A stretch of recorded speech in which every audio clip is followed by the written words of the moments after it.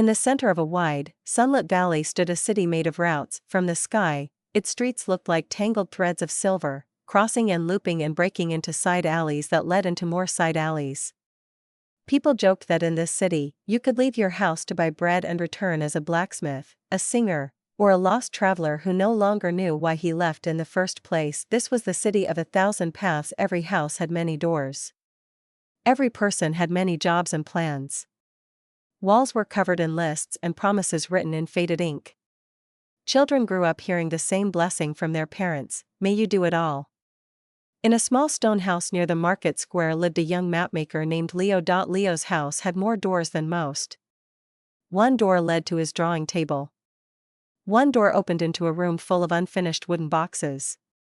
Another opened into shelves piled with dusty books of legends. There was a door to an old half-built tower on his roof, and even a narrow, hidden door that led to a ladder, which led to nothing at all. Leo liked to say yes. He said yes when someone asked for a new kind of map. He said yes when a merchant begged him to help design a stall. He said yes when a group of travelers wanted directions, and he followed them all the way to the eastern hills to make sure they arrived. He woke before the first light, and he slept when the city bells rang deep into the night. His table was crowded with maps only half inked. His mind was crowded with plans only half born, yet somehow, his coin purse stayed thin and his heart felt even thinner. On one crowded morning, the market roared like a restless sea outside his window. Leo stood at his table, bent over a map he had been meaning to finish for many days. The paper showed the maze-like city from above. Narrow lanes, hidden stairways, and secret passages all sat waiting for his ink to bring them to life. He dipped his pen into the deep black well and tried to draw the main road running from the western gate to the central tower. His hand trembled. The line he drew wobbled, then stopped in the middle. There was a knock at his door. Leo shut his eyes for a moment, then called, "Come in." The door swung open. A baker leaned in, flour on his sleeves. "Leo," the baker said, breathless, "I need new signs for my shop. The old ones blow away in the wind. Can you design something strong and beautiful? I will tell everyone who made them." Leo opened his mouth to say what he knew he should say, but the words turned to dust on his tongue. "Yes," he said instead. "Of course I can." He made a note on the wall. Another promise. Another path. As the baker left, a pair of travelers appeared at the window. They waved a rolled-up scroll. "We heard you are the best guide," one called. "We need help planning a journey to the Iron Cliffs. Nobody else knows all the roads like you." Leo's heart warmed. He lived for stories of far places, for the joy of tracing new lines over blank paper. "Yes," he answered. "I will help you." He added another note to the wall. By noon, his list of promises filled the only bare space above his table. His map of the city still lay unfinished. The main road remained broken in the middle, like a thought never completed. As night fell and the streets emptied, Leo sat alone with his ink and his tired eyes. A slow dread pressed on his chest. He saw clearly, for the first time, that he was moving all the time yet going nowhere. He was mapping every path but his own. The candles burned low. One by one, they died with soft sighs. Only a faint blue glow from the window remained, like moonlight but softer and stranger. Leo pushed back his chair and peered outside. Floating above the market, just beyond the roofs, was a trail of tiny, bright lights hanging in the air like a chain of glowing stones. They shimmered in a single, straight line stretching far into the dark, as if pointing towards some distant heart of the world. Leo rubbed his eyes. He had never seen anything like it. The lights did not scatter like stars. They did not twist and curl like the city's own streets. They were arranged in perfect order, each one just behind the other, like a row of falling pieces waiting for the first push. A whisper slid across the room, though no one stood there. "Follow the line," it said. Leo shivered. He looked at his wall of promises, then at the strange lights outside. The city lay under a blanket of shadow now. From far away came the sound of the central tower bell. He stepped closer to the window. One of the hovering lights drifted toward him, slow and gentle. It stopped just beyond the glass, bright as a small sun. Leo could almost feel warmth on his face. Then, like a quiet echo, he heard the whisper again, clearer this time. "What is the one path?" it asked. that makes the others easier or not needed at all. Leo's heart skipped. The city's great teachers often spoke in puzzles, but this voice felt different. It did not sound like a teacher speaking to a crowd. It sounded like someone who knew him calling only his name, though it used no word at all. He tried to answer. Thoughts tumbled in his mind. The one path? He had so many. Mapmaker, guide, helper, designer of stalls, dreamer of towers.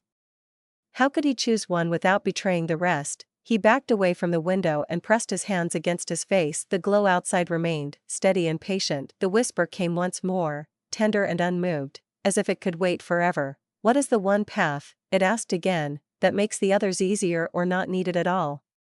Leo's eyes stung.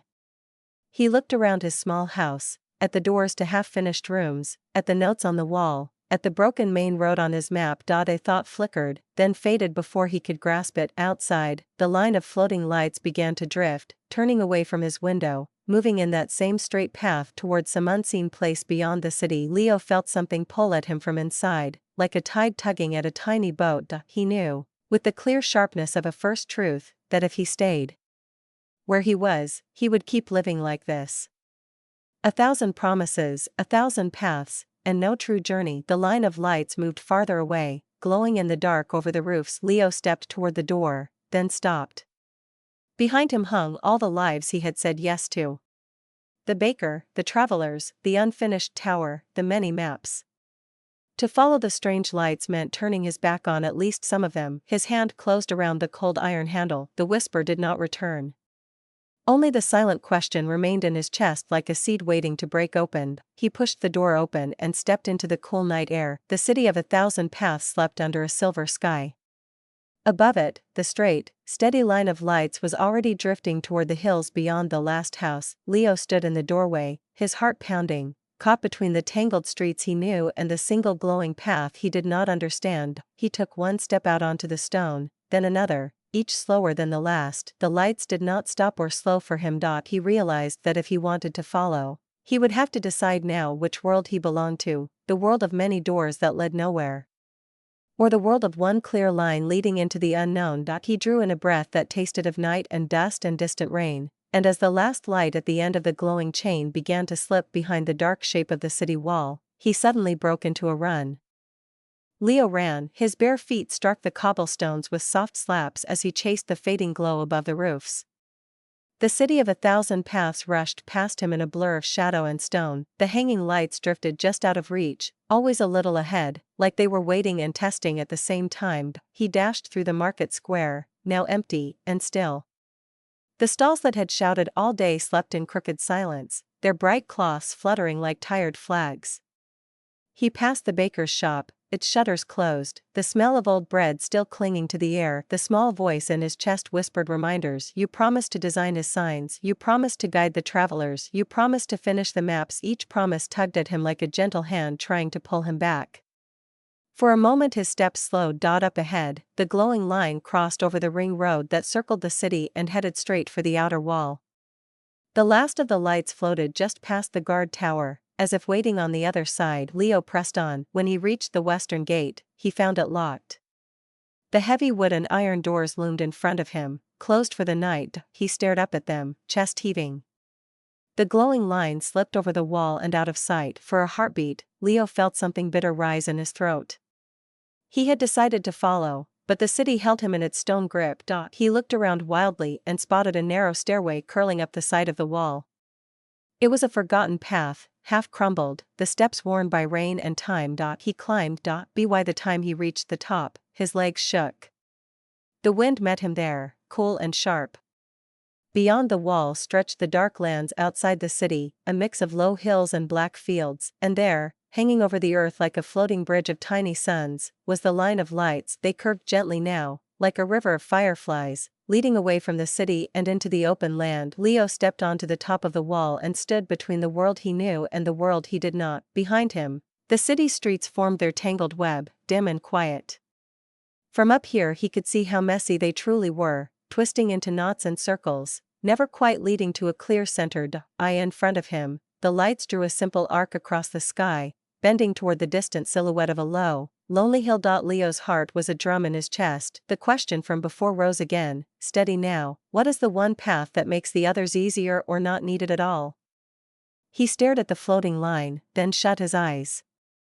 In his mind he saw his work table, scattered with unfinished maps. He saw himself drawn in 100 directions, never quite arriving anywhere. Then, gently, another image appeared. A map, but not of a city. Not of many roads. Just one clear line, stretching from where he stood to a shining point far away. Around it, faint and soft, other paths leaned or fell into place, as if guided by that single strong route. He opened his eyes. The glowing lights shimmered in the same shape that he had just imagined. Leo understood only this: if he wanted a life that did not feel like scattered ink and broken lines, he had to find that one path. The path that would change the meaning of all the others. He swung his legs over the outer edge of the wall, found the rough stones with his toes, and began to climb down. When he reached the ground, the night closed around him like a cool cloak. The city loomed behind, silent and heavy. The lights ahead waited. He stepped forward. With each pace he took into the dark, one of the floating lights drifted lower, as if greeting him. It hovered just above his head, close enough that he could see its soft, pulsing center. Then it glided ahead a short distance and paused again, like a lantern leading the way. Leo followed. They crossed dry fields where the grass whispered secrets. They climbed low rises where the wind hummed in his ears. The city grew smaller behind him, shrinking into a cluster of shapes and faint glows, then into a dim line, then into nothing at all. Time blurred in the deep silence of the night. There was only the sound of his breath, the rhythm of his steps, and the gentle forward pull of the lights. At last, the floating line folded downward toward the ground, gathering its glow around a small hill that rose alone from the plain. On its slope, a single house stood, leaning slightly to one side like a tired traveler. The house looked old but cared for. Its stones were rough, its windows small. What made it strange was not its shape, but its doors. There were doors everywhere, big doors framed with carved vines. Tiny doors only a child could fit through. Tall, thin doors. Wide, low doors. Doors set high on the wall where no stairs reached. Doors on the roof. Doors half buried in the earth. Some were open to darkness, some closed, some cracked just enough to show a sliver of whatever lay beyond. Leo stopped at the bottom of the hill. The line of lights flowed down like a shining stream and gathered in front of the house, forming a bright circle on the ground. Within that circle, the air seemed thicker, like warm water. From inside the house, something moved. The main door, a plain wooden one, not bright or carved, just centered and still, creaked open. A figure stepped out, wrapped in a cloak the color of worn paper. The person seemed neither young nor old. Their hair was a mix of light and dark strands, their skin marked with lines like the delicate cracks in dry riverbeds. Their eyes, though, were clear and sharp, reflecting the floating lights. "Welcome, Leo," the figure said. Leo's throat tightened. "How do you know my name?" The person smiled slightly. "When someone is pulled this far from the city of 1,000 paths, it is because they have begun to ask a certain kind of question. I listen for those questions." The wind brushed Leo's cheek. The circle of lights glowed brighter, then softer again. "Who are you?" he asked. "Some call me the keeper of doors," the figure said. "Others call me the one who closes. You may call me Mira." Leo looked past Mira at the house. So many doors, all shapes and sizes, leading who knew where. "It looks like the city," he said. "Only smaller." Myra's gaze followed his. "Yes," they answered. "Many lives look like this house. Many choices. Many openings. Little movement. People stand in the yard and turn in circles, trying every handle at once, never stepping fully through any door." Leo felt heat rise in his face, as if the house had been built from his own thoughts. He remembered his many rooms. His many doors. His many half-finished tasks. "Why did the lights lead me here?" he asked. Mira stepped down from the doorway and walked toward him. The air stirred around their cloak as if it, too, were alive. "Because you have too many doors," they said gently. "And there is a cost to every door you keep open." Leo looked at his hands. They were ink-stained and rough. "What cost?" Mira gestured at the hill behind them. "Stand with me." He followed as she climbed a few steps up the slope. From here, he could see the plain spreading around them, quiet and dark. The night sky pressed down, full of distant stars. Mira raised a hand. The floating lights responded at once. They rose higher, glowed brighter, and began to twist together, forming a slow spinning shape over the house. Leo squinted. At first it looked like a cluster of scattered sparks. Then, slowly, he saw it was a path, but not one. Many thin glowing lines ran in all directions at once, weaving and crossing.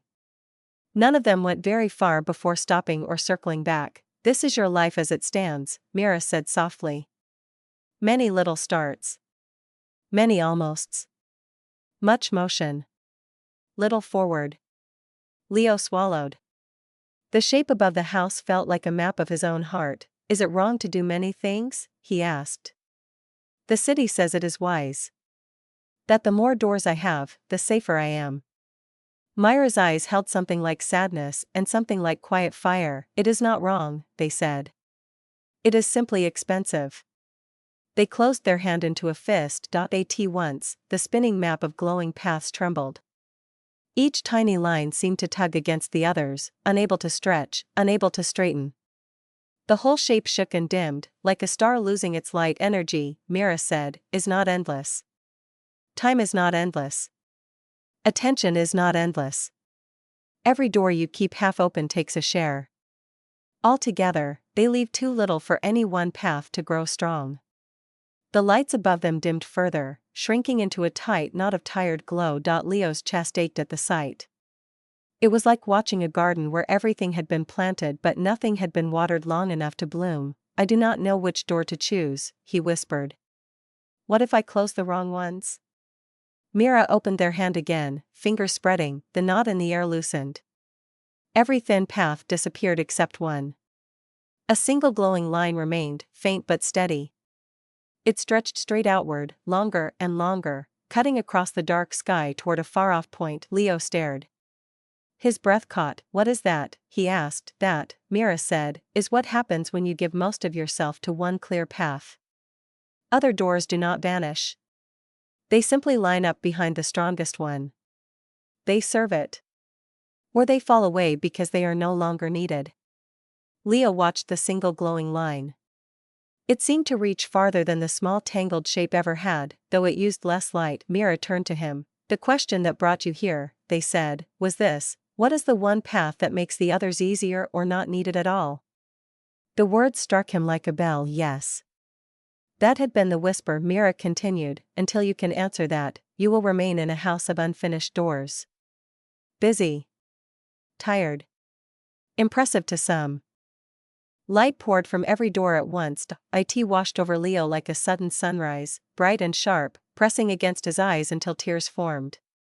The quiet hill, the open plain, even the stars above seemed to vanish in the glow. For a moment he felt weightless, like he was falling without moving. Then the light thinned and settled. Leo blinked. He was no longer on the hill. He stood in a long hall that seemed to stretch without end in both directions.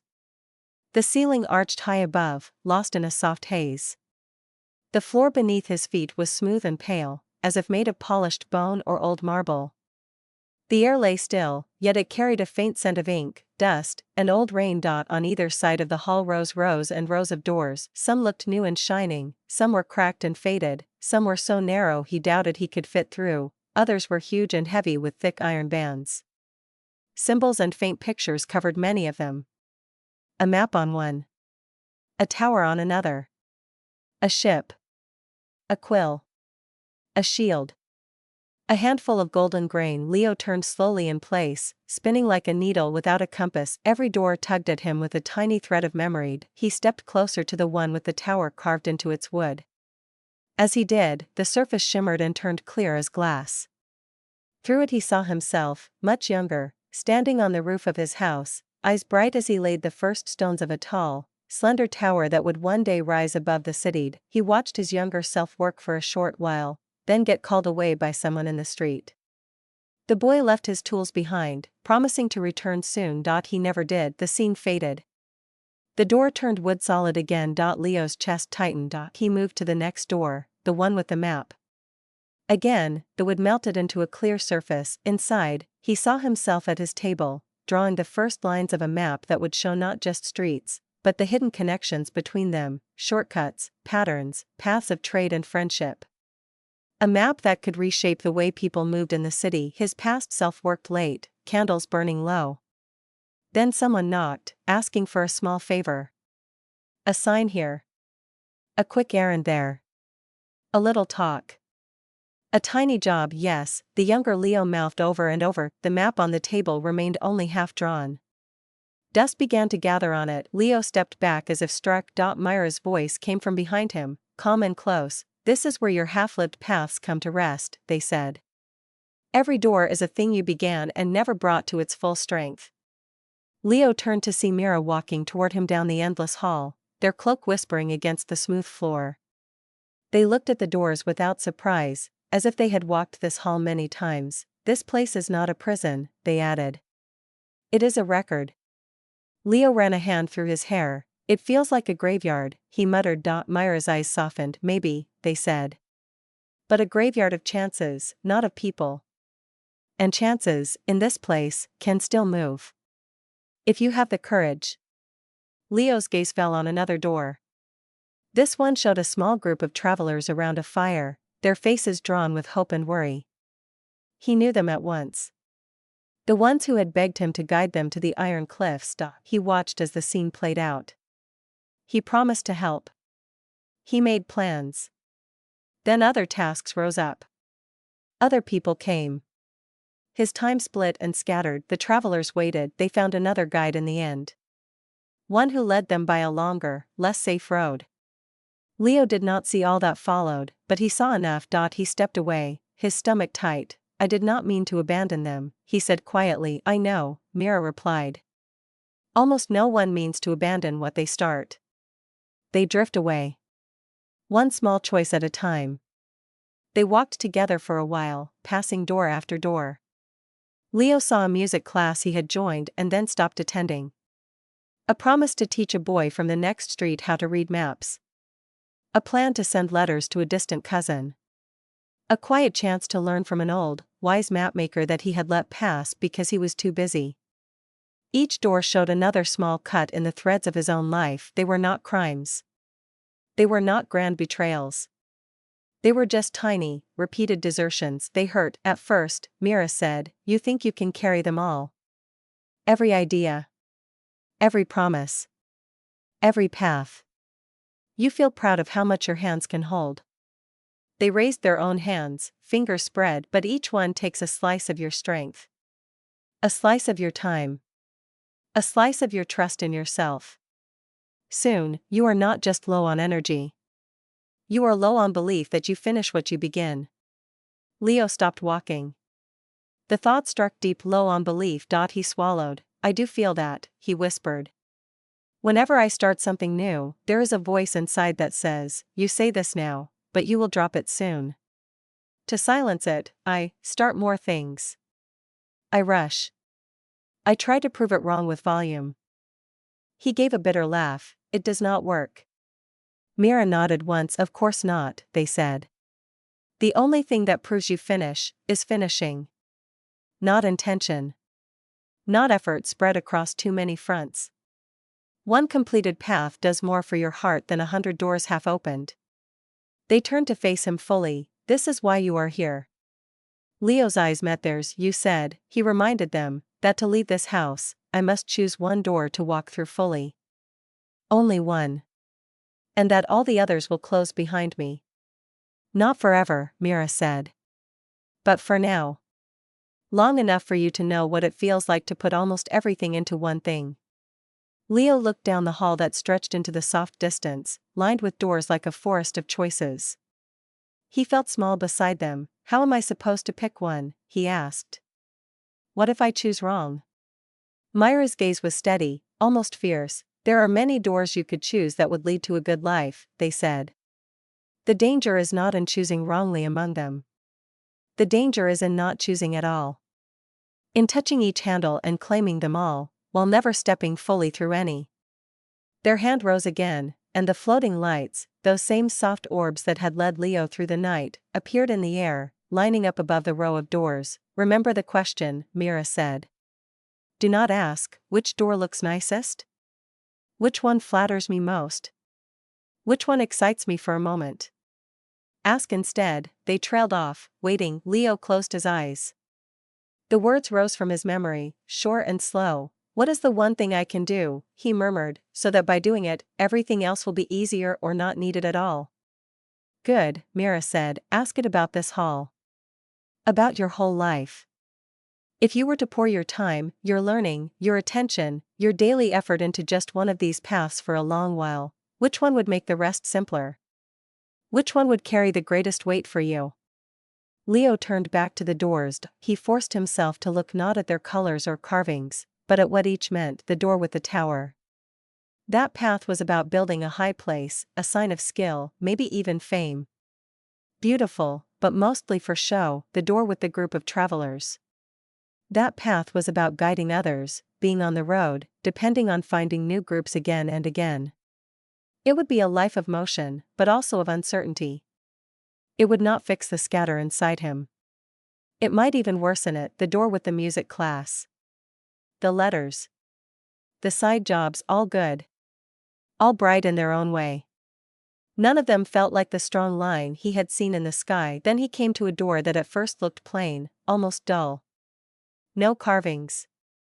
Just a smooth surface with a single symbol at its center, a tiny, finely drawn compass. He paused. When he stepped closer, the wood turned clear. Inside, he saw a different version of himself. This Leo had chosen to become not just a simple maker of maps, but a master of them. Someone who understood paths better than anyone in the city. Not just where streets led, but why. How people moved, how trade flowed, how ideas and chances could be shaped by better routes. In the scene, this other Leo worked on one map, again and again, day after day. It grew more detailed, more sharp, more powerful. It began to change how others lived and traveled. People started planning their days around it.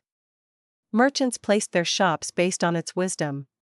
Children learned from it in schools. The Leo in the door did not run in all directions. He woke, asked the question, and returned to his one main task. Draw. Learn. Refine. Share. Other doors still existed in his life, music, helping neighbors, small adventures. But they all lined up behind that central work. They did not fight it. They served it. The more Leo watched, the more he noticed something else. The master mapmaker version of himself walked differently. He moved with a quiet ease, as if the heavy noise inside him had lessened. He did not chase every pull on his time. He said yes rarely, but when he did, it was from a place of strength, not guilt or fear. Leo's throat felt tight. The vision faded. The door turned solid again. He stared at the compass symbol. Mira stepped up beside him. What did you see? They asked softly. A life, Leo whispered. Where I become the best mapmaker I can be. Not just for myself. For the whole city. Where I keep drawing and learning, instead of jumping from task to task. Does that path make other things easier or not needed at all? Mira asked. Leo thought. He imagined drawing deeper and deeper maps, not only of streets, but of choices, time, and work. He imagined how that understanding could help him know which jobs to accept and which to refuse. How it could earn him enough that he no longer needed to say yes in fear of lack. How it could teach him to guide others without losing himself. Yes, he said slowly. I think it does. He looked down the hall again at the endless doors. If I committed to this, he went on, many of these other paths would shrink. I would not chase every little job. I would not start so many hobbies just to feel busy. I would put most of my time into this one craft. And because of that, maybe, just maybe, I would finally finish something that truly matters. Mira watched him, their face unreadable, though their eyes glowed faintly in the soft light. Then you have your answer, they said. Fear clawed up Leo's spine. Wait, he said quickly. If I walk through this door, what happens to the others? To the music, the tower, the journeys, the favors? Myra's gaze held his, steady as stone. For now, they said, they close. Not in hate. Not in anger. In respect. You cannot walk your one path while leaving every other one half open. The cost is too high. Leo's shoulders trembled. It feels like killing other versions of myself, he whispered. It is not killing, Mira replied. It is choosing. Without choosing, all your versions of self starve. You already know how that feels. Leo did know. He remembered the tiredness. The quiet shame of walls covered in unfinished tasks. The hollow feeling of hearing praise for his many talents while knowing so few of them had grown deep. He closed his eyes, and the dark behind his lids, he saw again the glowing tangled shape that had hung above the house. A swarm of half-paths, none strong. Then he saw the single, clean line that had stretched so far with such grace. He realized something with a painful, clear sweetness. The many doors had not brought him freedom, they had brought him noise. He opened his eyes and looked at the small compass on the door before him. It seemed to pulse in time with his heartbeat. What if I grow tired of this path? He asked, voice raw. Then you will be tired as someone who walked far, Mira said with a faint smile. Not as someone who only stood in the doorway. They lifted a hand. As if called, the floating lights drifted above the compass door.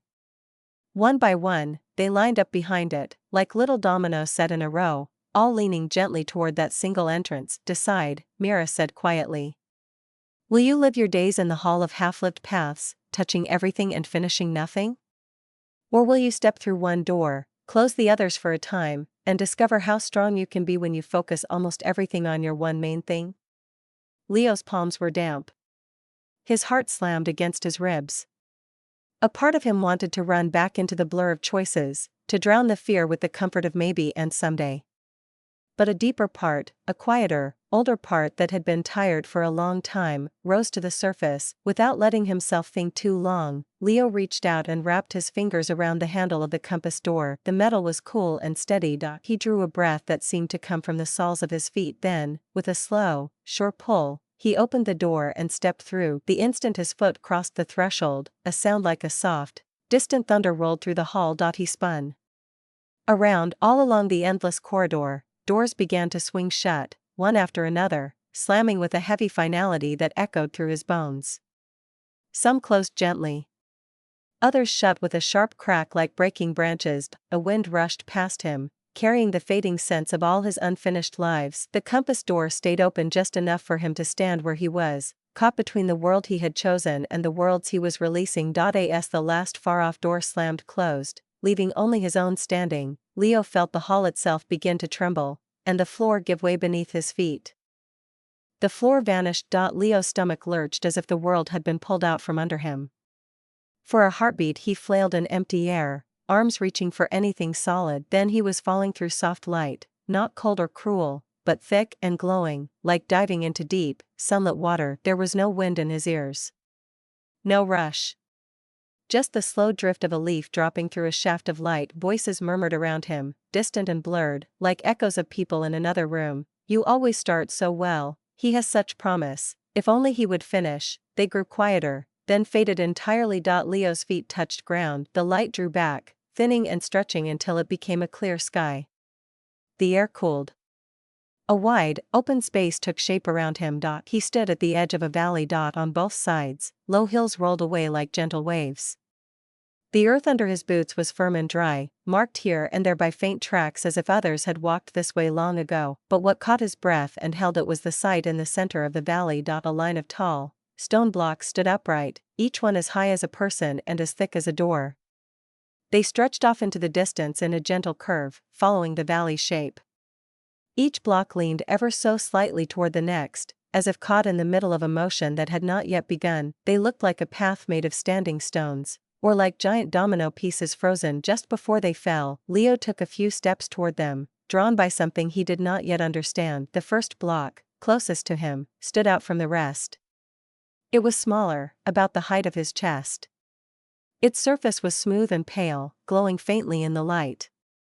On its face, carved in clear lines, were the words, "Your one small start." He reached out and laid his fingers on the cool stone. Behind him, footsteps whispered on the ground. Mira came to stand at his side, their cloak stirring in a soft breeze that touched nothing else. "Welcome to the Domino Valley," they said. Leo kept his hand on the first block, eyes moving along the line of stones that disappeared into the haze of distance. What is this place? He asked. Myra's gaze followed the path of blocks. This is where you learn, they replied, how one right action, taken with care, can reach farther than 1,000 scattered efforts. Leo thought of his life in the city. Days filled with many small tasks, none of which ever seemed to change much. He glanced at the nearest stone again. Your one small start, he read aloud. This block is me? Mira nodded. It is the first move, they said. The thing you do now that begins to move everything else on your chosen path. It is small enough to touch, but heavy enough to matter. Leo walked slowly along the row of stones, letting his fingers trail over their sides as he passed. The second block, a little larger than the first, carried a faint symbol that looked like an open map. The third showed a simple house. The fourth, a group of people gathered around a table. The fifth, a high tower in the city. As the blocks progressed, their symbols grew more complex, yet each one seemed connected to the one before it, like chapters in a story. What are these? Leo asked. Steps, Mira said. Not every detail of your life, but the major shifts that can happen if your one small start is chosen well and pushed with full attention. Leo stopped and turned back to the first block. So if I push this one, he said slowly, all the others will fall? Myra's eyes glinted. If the distance between them is right, yes. Leo frowned. What do you mean? Mira walked to stand in front of the first block. They placed both hands flat against it. Many people, they said, load themselves with heavy dreams. They want a life that reaches far. But they choose first steps that are too small and then place their later steps too far apart. Their effort never gathers enough strength to move anything big. They pointed at the blocks. Here, every stone leans on the next. Each is close enough that when the first falls, its energy passes on, growing as it moves. That is the secret. Not force. Alignment. Not endless pushing. A smart beginning.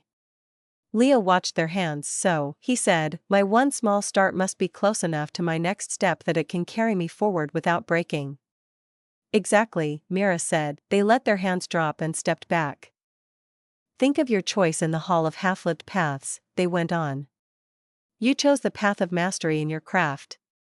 Of becoming the mapmaker who truly understands paths, not just draws them.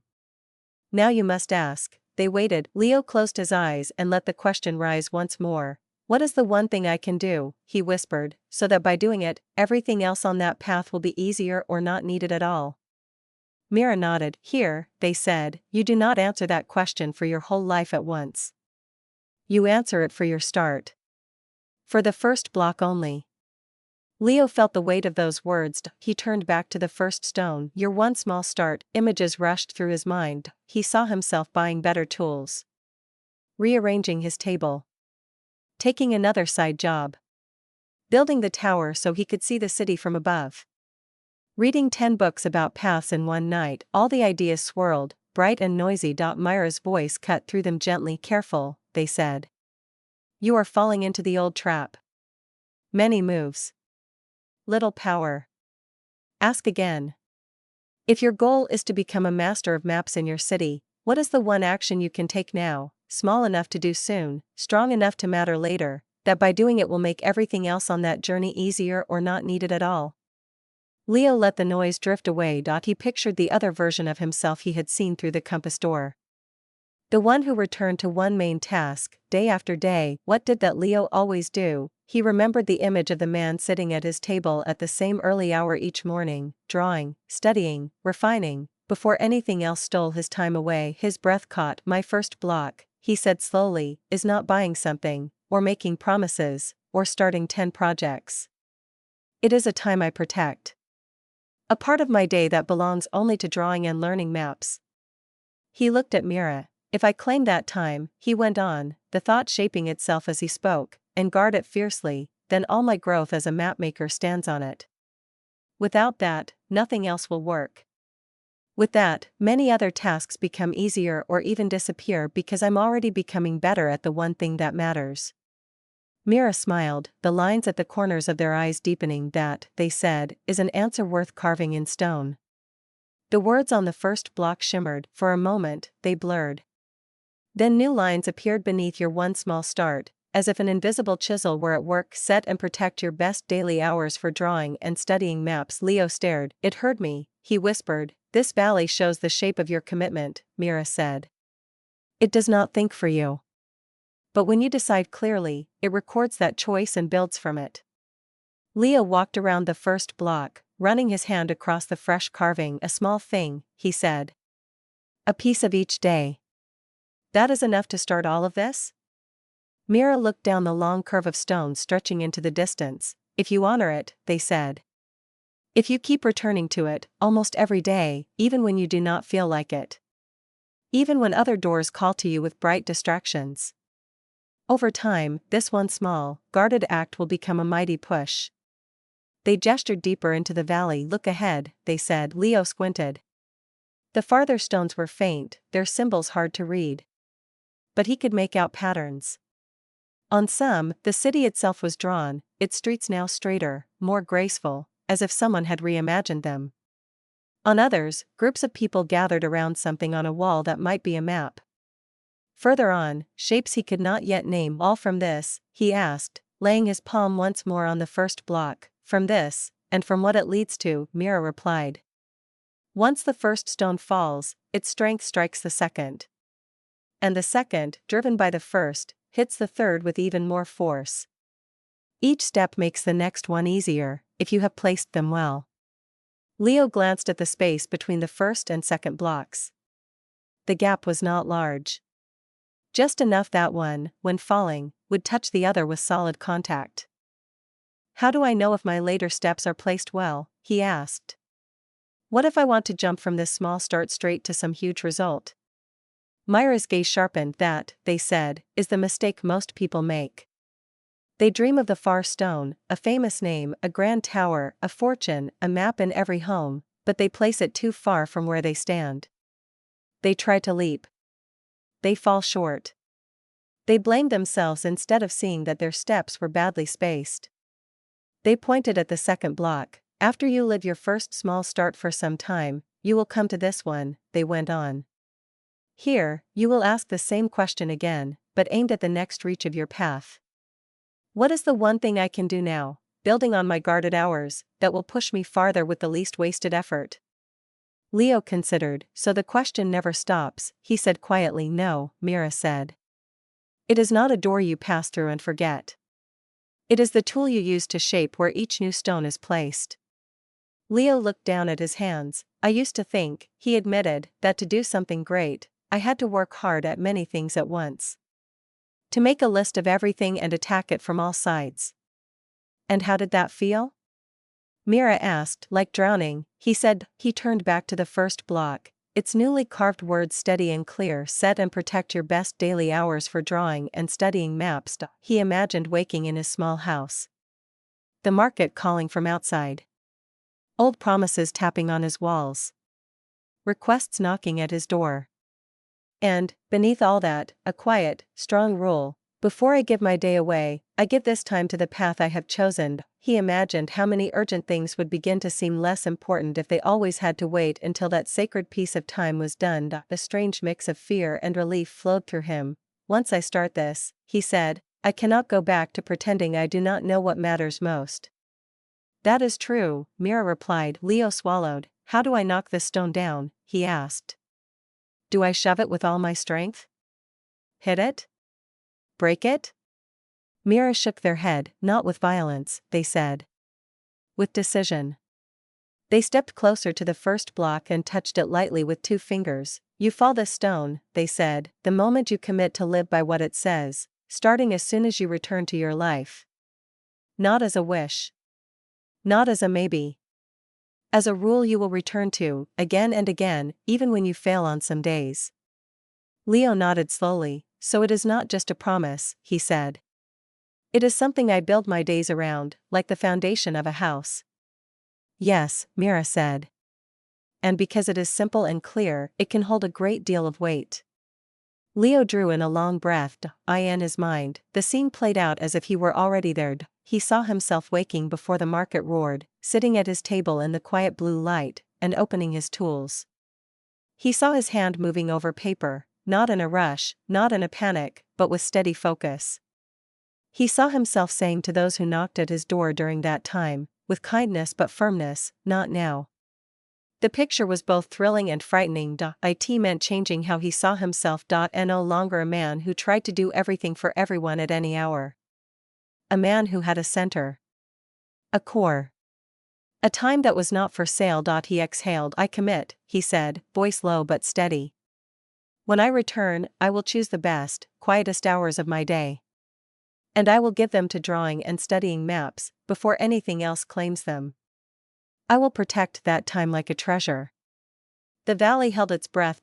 So did he. Then, somewhere deep inside the stone, a soft sound began. A creak. A groan. The whisper of weight beginning to move. Leo stepped back as the first block shivered. Slowly, slowly, it tilted forward. Dust lifted from the ground around its base. The carved words caught the light, shining just before they angled out of sight. The block leaned, then fell, slamming into the second stone with a deep, ringing thud that shook the air. The second stone shuddered. For a heartbeat, it held. Then it tipped too, crashing into the third. On and on it went, each block striking the next in a rolling wave of sound that traveled down the valley. Stone after stone fell, some faster, some slower, but each hit sending its force forward. Leo watched, eyes wide, as far ahead, where the path curved out of clear sight, the last distant blocks began to move. He could not yet see exactly what each one represented. But he knew this: his small, clear decision here, focused on one guarded piece of his day, had started a chain that could reach more places than he could currently imagine. The final stone, barely visible at the edge of the haze, trembled. Leo leaned forward. What is that one? He asked, pointing. Myra's gaze stayed fixed on it. That last block, they said softly, is the full expression of your path as it stands now. The version of you who has lived your one thing for many seasons. The one whose life is shaped, deeply and quietly, by this choice you just made. Leo tried to see the symbol on it, but the distance and haze hid the details. I cannot make it out, he said. You are not meant to, Mira answered. Not yet. If you saw it clearly, you would either be crushed by how far you have to go or swollen with pride at what you might become. Both would distract you. For now, you only need to care about the first stone you can touch. Leo looked back at the block that had just fallen at his feet. And what about all the other parts of my life? He asked. Friends, family, rest, small joys? Are they all swallowed by this path?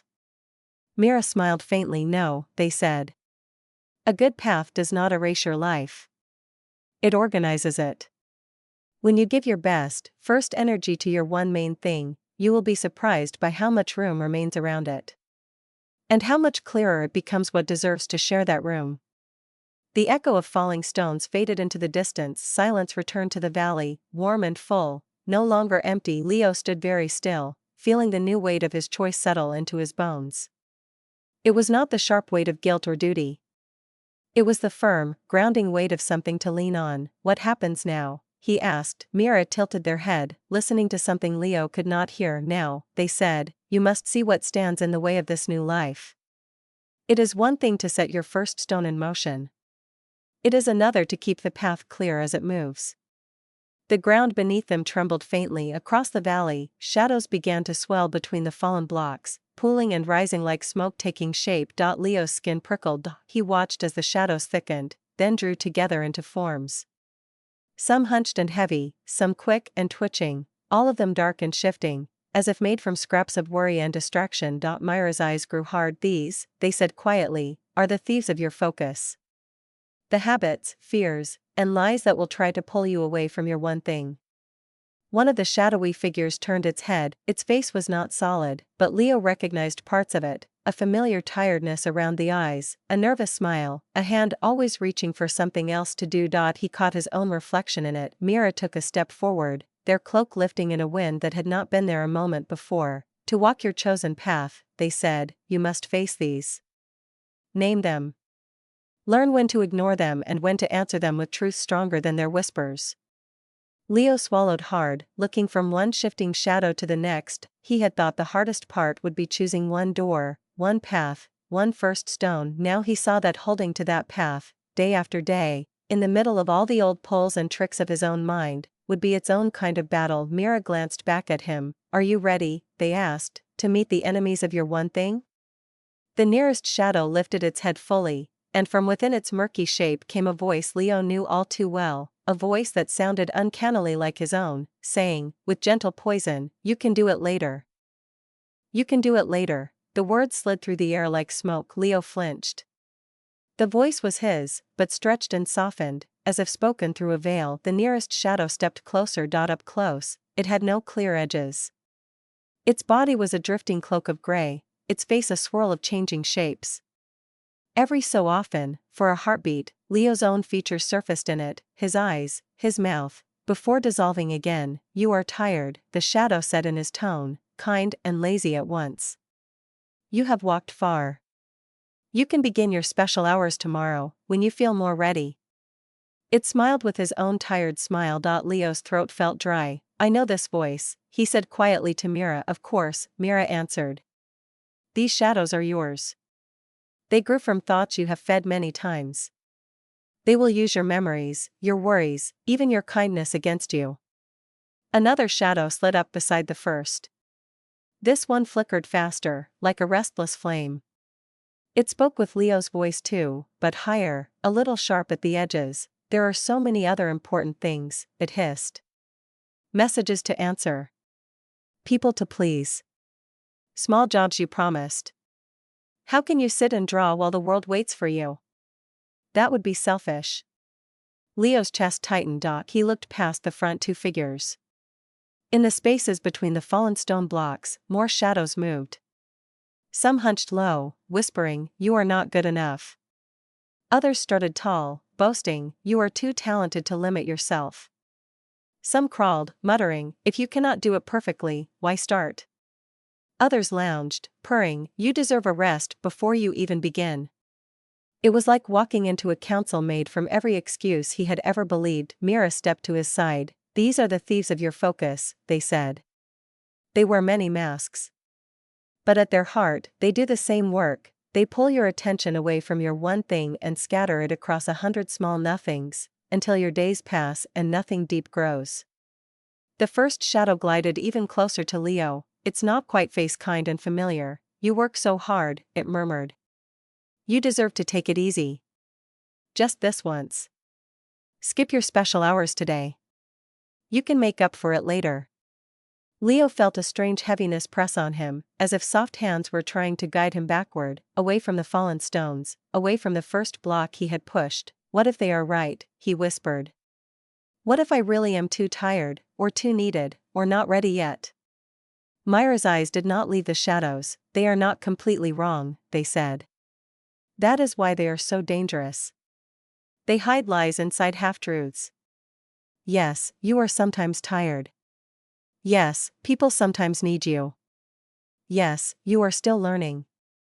But the conclusion they push on you, that your one thing can always wait, is where the poison lies.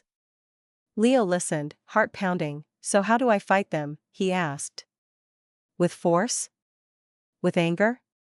Do I shout them down? Mira shook their head slowly. If you push at shadows in anger, they said, they only shift and show up in new shapes. You do not defeat them by screaming louder. You defeat them by holding to clear truths that cut through their fog. They glanced at him. You have already learned one such truth, the question of your one thing. Now you must learn others. Questions and answers that will guard your time, your belief, and your effort. The first shadow's eyes narrowed. Guard your time, it sneered softly. Time is for sharing. For being flexible. You cannot close your door on people. You will be alone. A cold fear moved through Leo. He had always worried about that. That if he said no, people would leave. That if he protected his own work, he would be called selfish or unkind. Mira placed a firm hand on his shoulder. Ask it, they said quietly.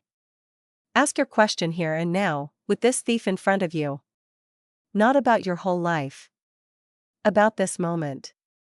Leo faced the shadow. His voice was unsteady, but he spoke anyway. What is the one thing I can do right now, he said, so that by doing it, everything else about my path will be easier or not needed at all. The shadow blinked. For a second, its shape wobbled. Leo went on, words slowly gaining strength. If the one thing I can do for my path, he said, is to show up to my special hours, even when I am tempted to delay, then listening to you, later, makes my whole journey harder.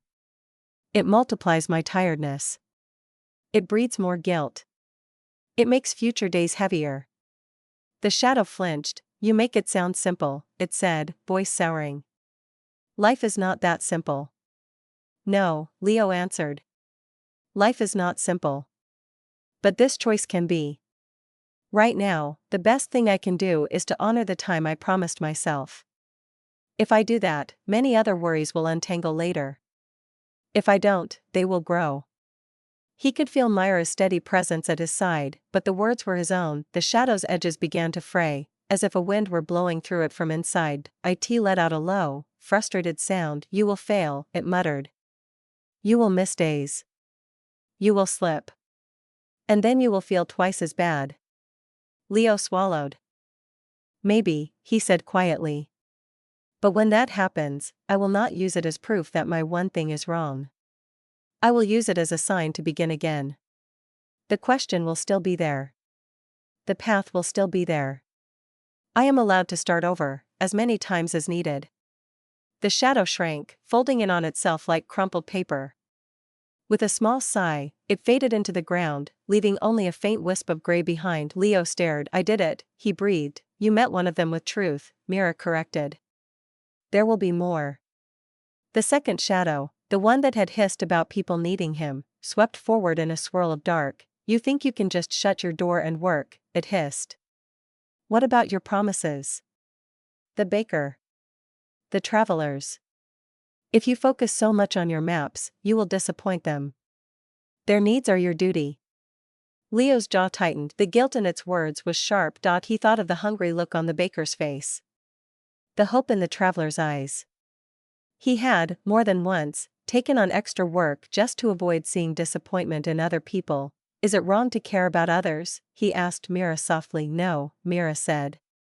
But caring is not the same as being owned by every request. Your path cannot grow if you hand it away piece by piece to every passing plea. You must decide whose needs your one thing truly serves, and which demands are simply noise. Leo turned that over in his mind, then he looked straight at the second shadow again. He said, a little stronger, I will ask the question. If my one thing is to become a master mapmaker, what is the one choice about my time with others that will make everything easier or not needed at all? He took a breath. The answer is not help everyone with everything, always. If I do that, I never become truly useful to anyone. I remain shallow. Weak. Tired. The shadow bared smoky teeth. They will be angry with you, it whispered. Some might, Leo admitted. But if I give my best first hours to deepening my craft, I can later help more people, with better maps, clearer guidance, and steadier strength. I am not saying no to their good in the long run. I am saying not now so that I can become someone who truly has something of value to give. The shadow's shape wavered. But what if they do not wait? It insisted. What if they leave you behind? Leo felt the fear pinch again. He thought of the travelers finding another guide. That had stung. But he also remembered the shame of standing in the hall of half-lived paths, watching the door of that memory. He spoke slowly, choosing each word. Then they will leave, he said. And I will be sad. But I will not trade the whole of my path to avoid that sadness. If I chase everyone who might walk away, I will never stand firm long enough to build anything worth staying for. The shadow shuddered, its smoky body thinning. You are selfish, it accused, voice turning brittle. No, Leo answered. I am learning to be responsible. To my calling. To the future people who will depend on the maps I might one day draw, if I stop scattering myself. It is not selfish to protect the work that can serve many, so that it can exist at all. The second shadow gave a sound like cracking ice. Then, like the first, it crumpled inward and seeped away into the earth. Leo let out a breath he had not known he was holding. Mira placed a hand over his heart, not touching him, just hovering inches away. How do you feel? They asked. Leo searched himself. Strange, he said. My chest feels lighter. But also sore. Like a muscle I never used before is finally moving. Myra's eyes warmed. That is your will, they said. You have used it many times to say yes to others. Now you are learning to use it to say no, and not now, in service of your one thing. It will ache at first. Then it will grow stronger. Around them, the other shadows stirred restlessly. One of them, tall and thin, drifted forward. Its voice was cool and clever. You talk about your one thing as if it is safe, it said. What if you are wrong? What if you spend your best hours for years and fail? What if your maps are never as good as you hope? Better to spread your bets. Keep many doors open. That way, you always have somewhere else to run. Leo hesitated. This fear cut deeper than the others. What if I choose the wrong path, he murmured. What if there is another door that would have brought more joy, more success? Mira stepped in front of him, standing between Leo and the tall shadow. Listen to me, they said firmly. This is the thief of fear. It tells you that a life half lived in many directions is safer than a life fully lived in one. It is lying. They turned, speaking not just to Leo but as if to the shadow itself. There are many doors that could have led to a good life for you, they said. You chose one of them. Not because it was the only right one, but because it was right enough. Because it called to you with purpose and service, not just thrill. Leo let their words sink in. The tall shadow laughed softly. You do not know that, it teased. What if the tower path would have made you famous? What if the music path would have made you loved? You are giving up so much. Leo pictured those doors in the hall again. The tower. The music. The journeys. He felt the ache of letting them go. Maybe, he said quietly. But chasing all of them at once was already costing me my peace. My respect for myself. My ability to finish anything. The price of not choosing was already too high. He lifted his chin. I would rather be someone who walked one good path fully, even if it was not the best one, than someone who spent my days staring at crossings, wondering what might have been. The shadow's edges thinned, as if cut by an invisible blade. Leo went on, and I am not locking myself into a prison forever, he said. I am committing to this path for as long as it clearly serves truth, growth, and others. If, one day far from now, I see with real clarity that another path is more loving and wise, I can ask my question again. I can move my stones. But I will not keep standing still forever because I am afraid of picking the wrong road. The tall shadow, robbed of its power, bent as if under a sudden weight. It cracked open like a husk and blew away on a silent breeze. The valley felt brighter. Many shadows still lingered, but they seemed smaller now, less solid. Mira studied Leo's face. You have met 3 of your main thieves, they said. Later. Everyone needs you more than your work does. What if this is the wrong path? There are others, more subtle. They will come at you day after day when you return to your life. But now, you know how to face them. Leo nodded, breathing deeply. I ask the question, he said, and see how their words make that answer harder.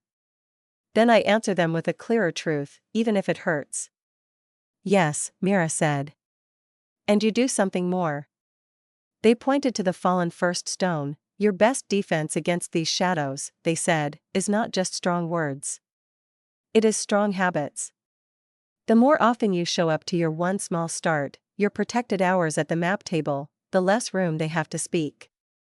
Every day you honor that time, you prove them wrong through action. Leo thought of this. So the battle is not only here, he said, glancing around the valley. It will be in my mornings. At my door. In the moments when I decide what to do first. Myra's gaze softened. In those quiet, private choices, they said, you will build or break your path. Most people think great lives are made in grand public moments. They are not. They are made in the small, often unseen decision to return, again and again, to the one thing that matters most. The remaining shadows stirred, as if unwilling to hear more. One by one, they began to sink into the ground, not destroyed, but drawn back, like mist burned away by a rising sun. Leo knew they would not vanish forever. They would show up again in his thoughts, in his days. But now he had seen their faces. He would recognize their tricks. The valley grew still, only the line of fallen stones remained, stretching into the haze. Leo looked at them, then at Mira. I chose a door, he said. I set my first stone. I faced some of the thieves. But I still do not know how to shape my days. My weeks. My life in the city. I know my one thing. I know my first action. I do not yet know how to live it.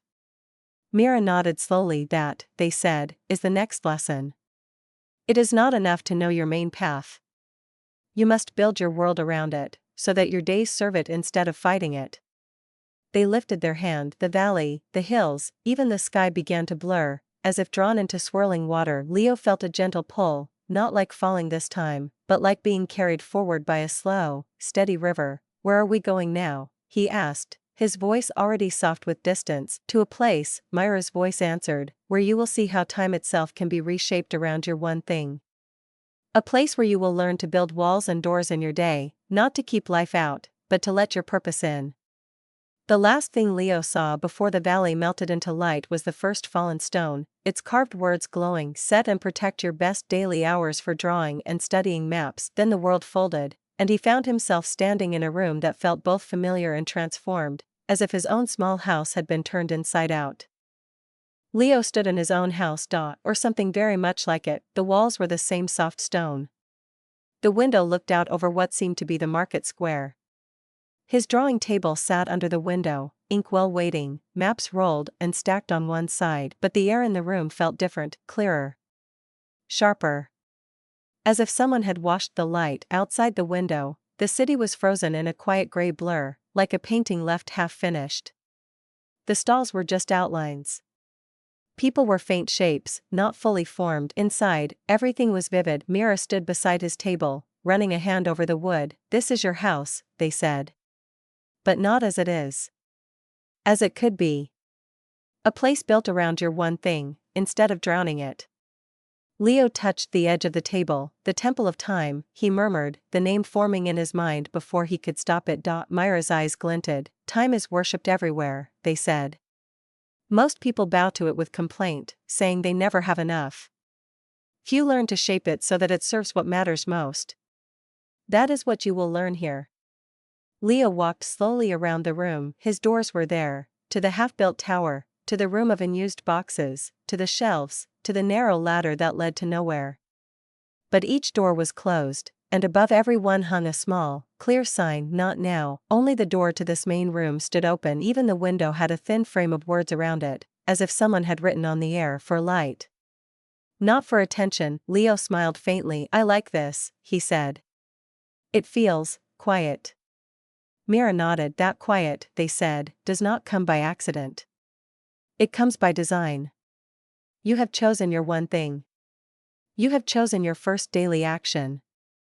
Now you must learn to protect it from the storm of everything else.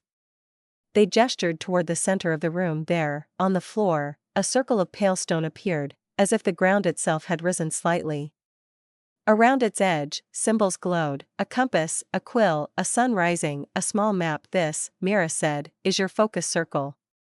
Leo stepped inside it. Once, the sounds of the blurred city outside the window faded to almost nothing. Even the creaks of the house seemed to soften. He could still see everything, but it felt far away, like watching streets from a high tower. What is this place? He asked, his voice sounding slightly deeper, as if the circle had its own echo. This, Mira answered, is the space you give to your one thing every day.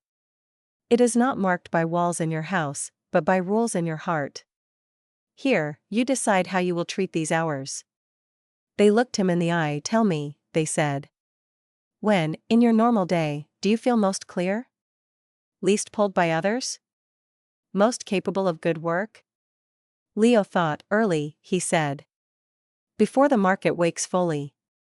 When the light is soft, and most people are still in their beds. I like those hours, but I often waste them. I tell myself I can start later. Then later gets busy and noisy. Myra's lips curved. The best time for your one thing, they said, is the time that belongs least to others and most to your mind. For you, that is the early light. They lifted their hand, eye in the air above the circle, shapes appeared, slow and shifting, like marks on a clock without numbers. One slice of that invisible circle around him brightened with a gentle glow. These, Mira said, nodding at the glowing slice, are your sacred hours. The part of each day you will give to your maps before anything else. You must choose them and then defend them. Leo looked up at the bright section. It is not very long, he said. It does not need to be, Mira answered. It must be enough that, if you return to it almost every day, your skill and understanding will grow. It must be short enough that you can truly protect it. Better a modest, steady fire than a great blaze that dies. They lowered their hand. The glow remained. Now, they said, you must learn 3 rules of this circle. Without them, your sacred hours will be stolen piece by piece. Leo listened. Mira stepped into the circle with him. First, they said, when you are in this circle, your one thing is your only work. No side tasks. No errands. No small jobs to warm up. When the time comes, you sit, and you draw, learn, or plan your maps. Nothing else. Leo felt a small twist in his chest. What if I do not feel ready? He asked. What if my mind is cloudy that day? Show up messy, Mira said simply. Your only duty is to be here, with your tools, giving your best focus you can that day to your maps. Some days it will be sharp. Some days it will be dull. But the circle does not ask for perfection. It asks for presence. Leo nodded slowly. Second, Mira said, while you are in this circle, you do not answer knocks from outside. Unless the house is on fire or someone is truly in danger of losing life, your door stays closed. People can wait. Problems can wait. Your one thing cannot always be the thing that moves aside. Leo's shoulders tightened. That will be hard, he murmured. I am used to rushing to the door whenever someone calls. What will they think? Mira shrugged. At first, they will think you are changing, they said. Because you are. Some will not like it. They believed they owned your time. They never did. You gave it away. Now you are choosing to give a part of it to your deeper work instead. Over time, the right people will learn your pattern and respect it. The wrong ones will fall away. Leo thought of the baker, the neighbors, the merchants. Will I tell them? He asked. Explain my sacred hours? You may, Mira replied. A simple sentence. In the early hours, I work on my maps. I am not free then. No long excuses. No apologies. This is how you treat a temple. Leo took that in, and the third rule, he asked. Mira's face grew serious. Third, they said, you treat this circle as the anchor of your day. When planning or agreeing to anything, you think of this time first, not last. You do not trade it lightly. If you must miss it, for sickness, for true need, you choose another time for your one thing that same day, as best you can. You do not let exceptions become the rule.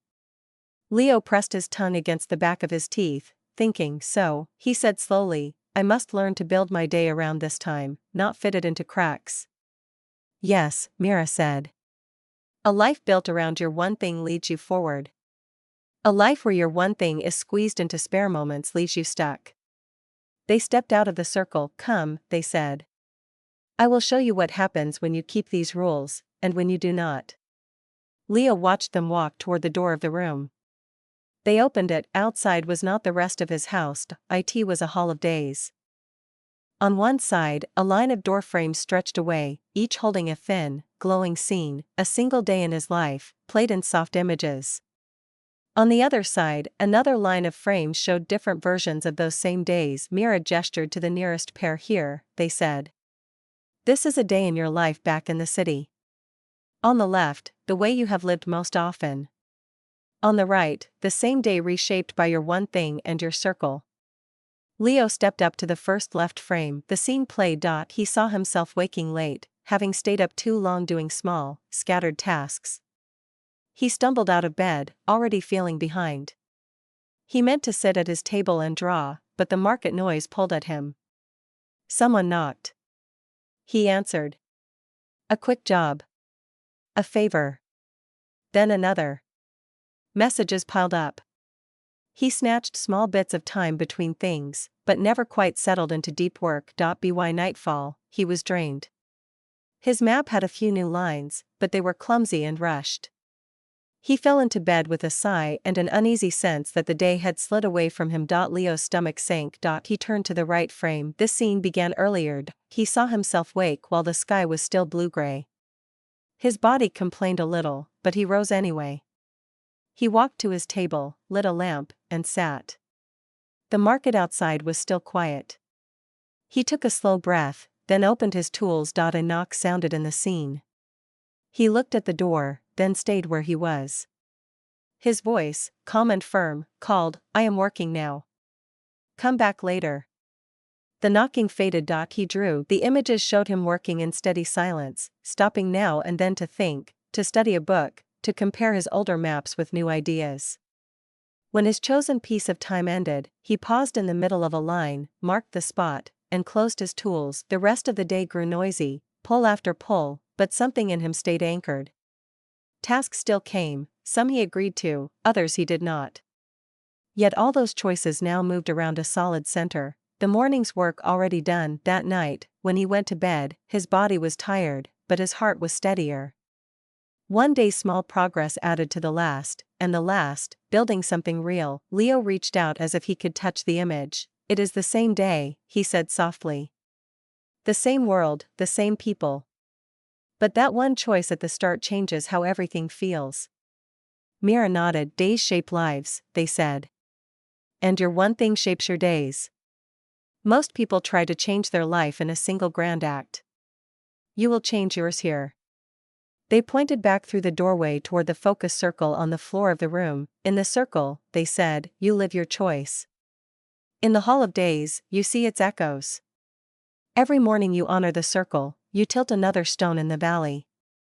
Every time you trade it away for small, noisy urgencies, you push your stones back up and then wonder why nothing moves." Leo swallowed. "How long," he asked, "must I live like this before I feel the difference?" Mira smiled. "You will feel it on the first day you truly keep your circle," they said. A clear, simple pride. The sense that you did the most important thing first. But the deeper changes, the skill, the renamed habits, the trust in yourself, those grow slowly.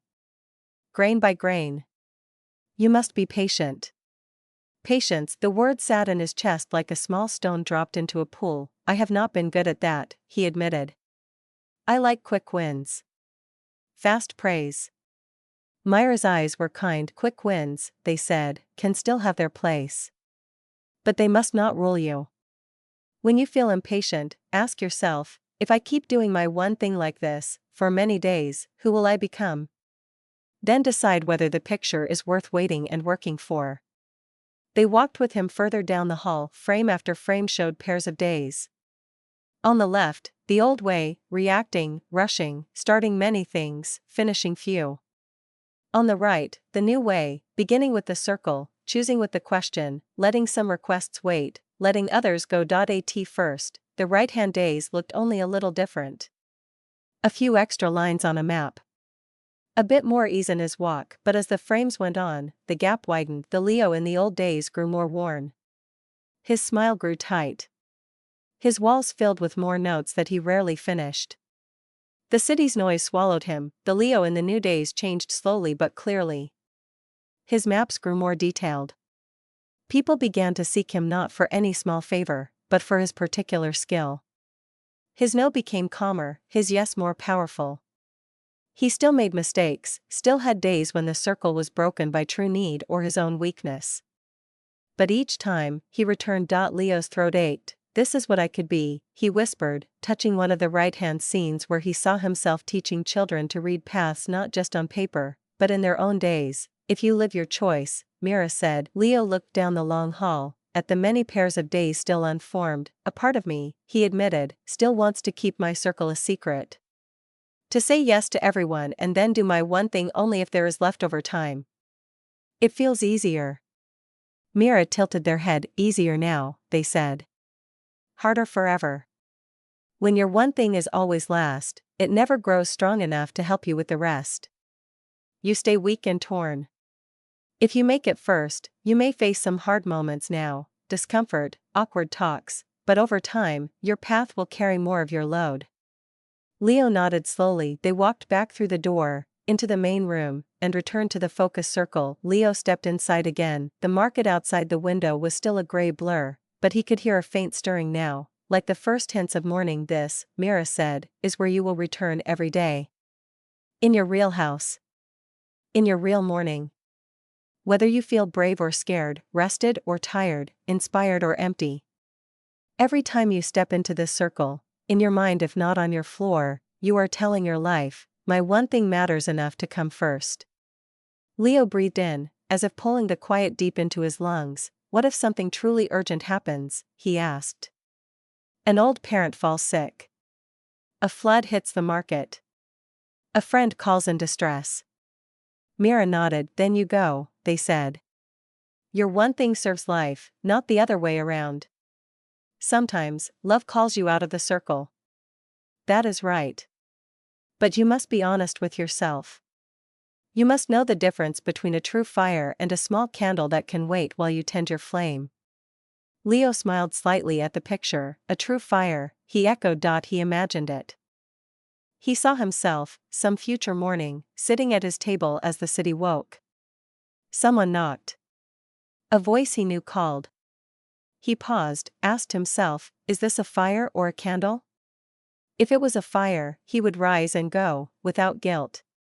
If it was a candle, he would stay, gently saying, not yet. Mira stepped out of the circle one last time. The temple of time, they said, is not this room. It is your decision to treat part of your day as sacred to your one thing.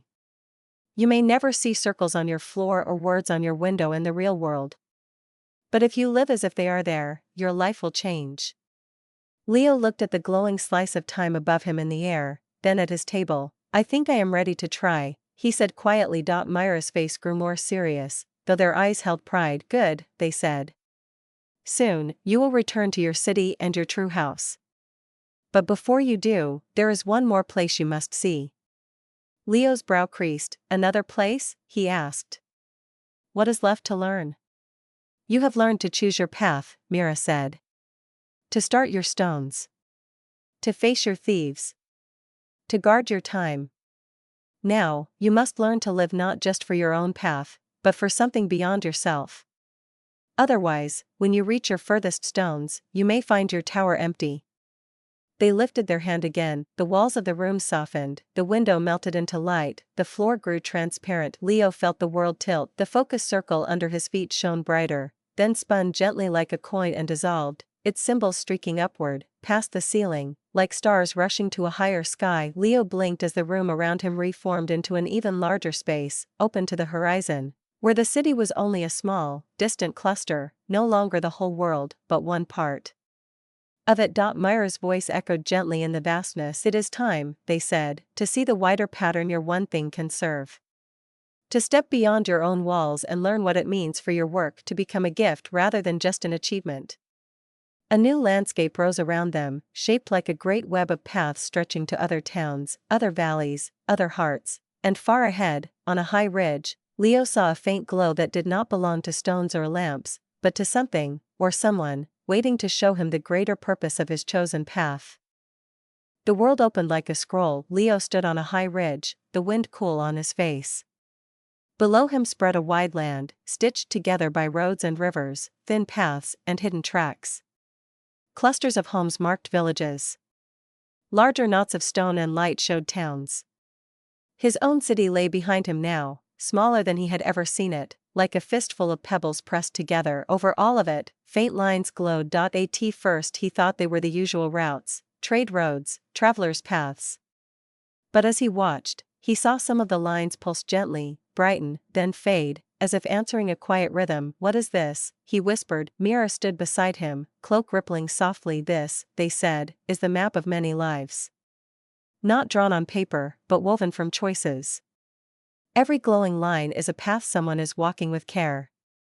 Every soft point of light is a place where one person's one thing touches another's. Leo leaned forward, eyes wide. He could see the shape of it now. Some lines were short and dim, starting and ending within a single house or street. Others stretched farther, reaching from one town to another. A few rare lines ran almost from one end of the land to the other, connecting places that would never have met otherwise. Are these people like me? He asked. People who chose a single path? Mira nodded. Not all choose as cleanly as you are learning to, they said. But some do. A healer who devotes each dawn to deep study of illness. A builder who spends her best hours learning how to make homes safer. A singer who gives his first strength to songs that heal sorrow. A teacher who shapes his day around children's minds. They gestured at a cluster of bright lines gathering like threads in one small town. Look there, they said. Leo followed their hand. In that town, people moved with a kind of calm order. A bridge stood where once, perhaps, there had been only scattered stones in a river. A gathering hall shone with warm light. Children crossed paths safely on clean walkways. He could almost hear a low hum of shared work and shared rest. That place, Mira said, did not rise by accident. It grew from a handful of people who gave their one thing enough room to deepen. Their work crossed and combined. The weaver's perfect cloth met the healer's careful care, met the builder's strong homes, met the teacher's kind lessons. Together, their paths made something larger than any of them could have made alone. Leo watched, moved in a way he could not name. So their one things, he said, do not just feed their own lives. They feed each other. Yes, Mira said. When someone takes their one thing seriously, it can become a gift. A steady light others can walk by. A strong stone others can stand on. Leo looked down at his own city in the distance. What about there? He asked softly. I do not see many bright lines crossing it. Myra's eyes dimmed a little. Your city, they said, is filled with busy people. Talented people. Good people. But most of their paths are short and tangled. They start one thing, then another, then another. Their light is scattered, like sparks in a wind. It brings warmth for a moment, then dies. Leo's heart clenched. He thought of the city of 1,000 paths, its twisting streets, its many doors, its walls of fading promises. What would happen, he asked, if more people there chose a one thing and lived it deeply? Some of the chaos would soften, Mira said. Certain roads would become clearer, because a few people would take responsibility for understanding them. Others would still live scattered, but they would now have guides, anchors, examples. They looked at Leo. You could be one of those, they said simply. Leo swallowed. Just by drawing maps? He asked. Not just by drawing maps, Mira corrected. By drawing them with such depth, for such a long time, that they start to shape how others live. Your one thing is not only what you do. It is also the change it brings in the world.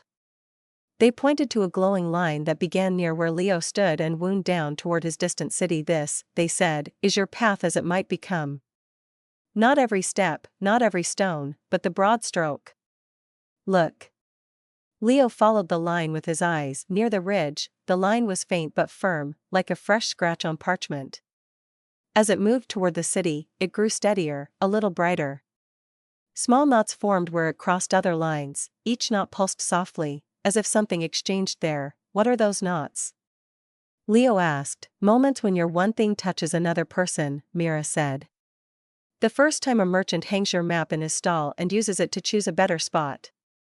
The day a lost traveler finds a quicker, safer route because you traced it. The morning a child looks at one of your maps in a school and suddenly understands their own city better. Leo's breath caught. These were things he had never let himself picture clearly. He had dreamed of praise, of coin, of name. But this was different. This was seeing his work as part of a pattern that reached beyond his own room. Further along, the line passed through the heart of the city, then out the far side. It does not stop there, he said, surprised. I thought my maps would be only for my own streets. Mira smiled. When you push your one thing far enough, they said, the world often grows larger than you planned. Perhaps one day a trader from another town will see your maps and say, we need this where we are. Perhaps your way of seeing paths will help others not only walk but live better. Leo watched his line snake into other towns, thinner but still present. It feels big, he admitted. Too big for me. Mira shook their head. This is the mistake of both pride and fear, they said. Pride says, I will change the whole world with a great act. Fear says, I am too small to matter at all. The truth is that you are one line among many. Your task is not to carry everything. It is to carry your part well, long enough and deep enough that others can meet it with theirs. They faced him fully now. You have spent much of your life, they continued, thinking about your plans, your scattered tasks, your tiredness. That is natural. But if you stay turned inward, your one thing will shrink into a little idol. To truly thrive, it must lean outward, serving something or someone beyond your own comfort or pride. Leo listened, his chest tight but open. How do I lean it outward? He asked. How do I make sure my one thing is a gift, not just a tower to stand on alone? Myra's answer was gentle. You aim it at real problems, they said. At real people. You ask another question, alongside your main one. Not only, what is the one thing I can do to make everything else easier or not needed for me, but also, for whom does this matter? Whose life can become easier or freer because I do this? Leo tasted the weight of those words. For whom, he repeated. He pictured the merchants struggling to plan stalls in a maze-like market. The travelers losing time and coin on bad roads. Children who grew up thinking the city began and ended at their own street corner. Old people who no longer dared cross certain parts of town because they did not trust their sense of direction. They were not abstract shapes anymore. They had faces. If I keep my one thing only for myself, he realized slowly, I will grow skilled but closed. If I shape it to serve others, I might grow both skilled and kind. Exactly, Mira said. They pointed again at Leo's possible line on the living map below. See there, they said. Leo peered where their finger aimed. At one of the brighter knots along his line, he saw a small scene, a group of younger mapmakers gathered around him in some future room, listening as he explained not only how to draw streets, but how to decide what truly deserved a place on a map. They were laughing, asking questions, arguing kindly. He was sharing what he had learned. Another knot showed a street in his city, once a confusing twist of corners, now adjusted and rebuilt. People moved more easily there. Accidents were fewer. At the edge of that picture, a worn but proud version of Leo watched from a distance, map in hand, not seeking applause, only checking that the change matched his intent. The sight stung and warmed him all at once. I never thought of my maps like that, he said quietly. As a way to lighten burdens. To save time. Even to save lives. If you do your one thing with enough care and time, Mira said, it will naturally become more useful than you expect. But only if you remember that you are not drawing for praise, but for people. Leo took a slow breath. Then from now on, he said, when I sit in my circle and work on my maps, I will not only ask, what is the one thing I can do now to deepen this craft? I will also ask, how can today's work help someone else move more easily through their world? Myra's gaze warmed. That, they said, is how a path becomes a calling. When it stops at your own door, it remains small. When it crosses into other lives with care, it grows in meaning. They stepped closer and lowered their voice. But there is another danger you must see, they added. Once your one thing begins to succeed, once people start to notice, to thank you, to reward you, new temptations arrive. Not to quit, but to stretch yourself thin again in new ways. Leo frowned. New ways? He asked. I thought once I chose my path, the old chaos would simply disappear. Mira shook their head. The outside chaos may lessen, they said. But inside, ambition can grow. You may be asked to do more than you can truly do well. You may feel pulled to say yes to every offer, every request to teach, to build, to speak, until your one thing is again lost in a sea of many. They pointed at a faint second line branching off from Leo's main path on the lived map below. It ran for a while beside the main line, then veered away, thinning and finally fading near the edge of some distant town. This, they said, is what might happen if you forget what brought you here. If you let success lure you back into trying to be everywhere at once. Leo stared at the fading line. What led me off the path there? He asked softly. Mira closed their eyes briefly, as if listening to some far story. Too many good choices, they said. You had grown skilled. People admired your maps. Invitations came. Help us build our city from the ground. Lead our council. Advise our travelers personally. Each request sounded honorable. You said yes again and again. Your days filled. Your circle thinned. Your maps became less sharp. Your joy dimmed. You were busy and praised, yet far from the quiet center that once guided you. Leo's heart squeezed. He could see how easy that would be. To trade the simple depth of his one thing for the thrill of being needed everywhere. How do I avoid that? He asked. I do not want to become hard or selfish. But I also do not want to lose myself again in a different kind of noise. Myra's answer was firm. You remember this, your one thing is your root. Everything else must grow from it and remain connected to it. When a new request or chance appears, you ask, does this strengthen my root and its gift to others, or does it pull energy away from it? If it feeds the root, you may say yes.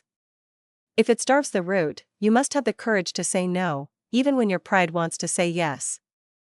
They looked at him with something like quiet expectation. Can you do that? They asked. Leo thought of himself in some future hall, being asked to sit on councils, lead groups, travel constantly. He thought of how that might feel. Then he pictured again his simple table, his morning circle, his maps growing slowly stronger. I do not know if I can, he said honestly. But I know I must try. I chose this path to be less scattered, not to find a new way to scatter myself. He paused, and I am not alone, he added quietly, glancing at Mira. If I start to forget, perhaps I will remember this map of many lives. That my line is only one among many. That my task is not to be everywhere, but to be steady where I am. Myra's expression softened into something like relief. You are learning well, they said. They turned their face toward the distant horizon, where the land blurred into light. There is one last truth you must feel, they said, before you return. Not only about your work, but about your own heart. Leo tilted his head. What truth? He asked. Mira looked at him, and for the first time, a hint of weariness touched their eyes. You have been led to think, they said, that your worth depends on how many paths you walk, how much you do, how much you impress people. Even now, choosing one thing, you may be tempted to measure yourself only by what you produce. Leo's lips parted, a protest rising, then fading. It was true. He often felt only as good as his latest job, his latest praise. Your one thing, Mira went on, is powerful. But it is not the whole of you. You are not a tool. You are not a machine for output. You are a person walking a path. There must be room on that path for rest, love, delight, and simple being. Otherwise, when your stones have all fallen, you will have a great map and a starved soul. Leo felt something deep loosen in his chest. I do not want that, he said softly. Then, Mira said, as you protect your hours for work, also protect hours where you are not useful. Where you are simply present, with friends, with the sky, with your own quiet thoughts. Let your one thing be part of a full life, not the cage you build around yourself. They pointed again at Leo's glowing line. See, they said, how it sometimes grows thicker, sometimes thinner, but never fully disappears? There will be seasons when your work is heavy, and seasons when it is light. Learn to lean into both. Intense focus. True rest. Each supports the other. Leo watched the line flicker, then steady. He understood, in a hazy, new way, that his one thing was not a punishment or a chain. It was a spine. A strong back that could carry joy and sorrow, work and rest, giving and receiving. Mira turned away from the wide living map. It is time, they said softly. You have seen enough. Chosen enough. Promised enough in this place.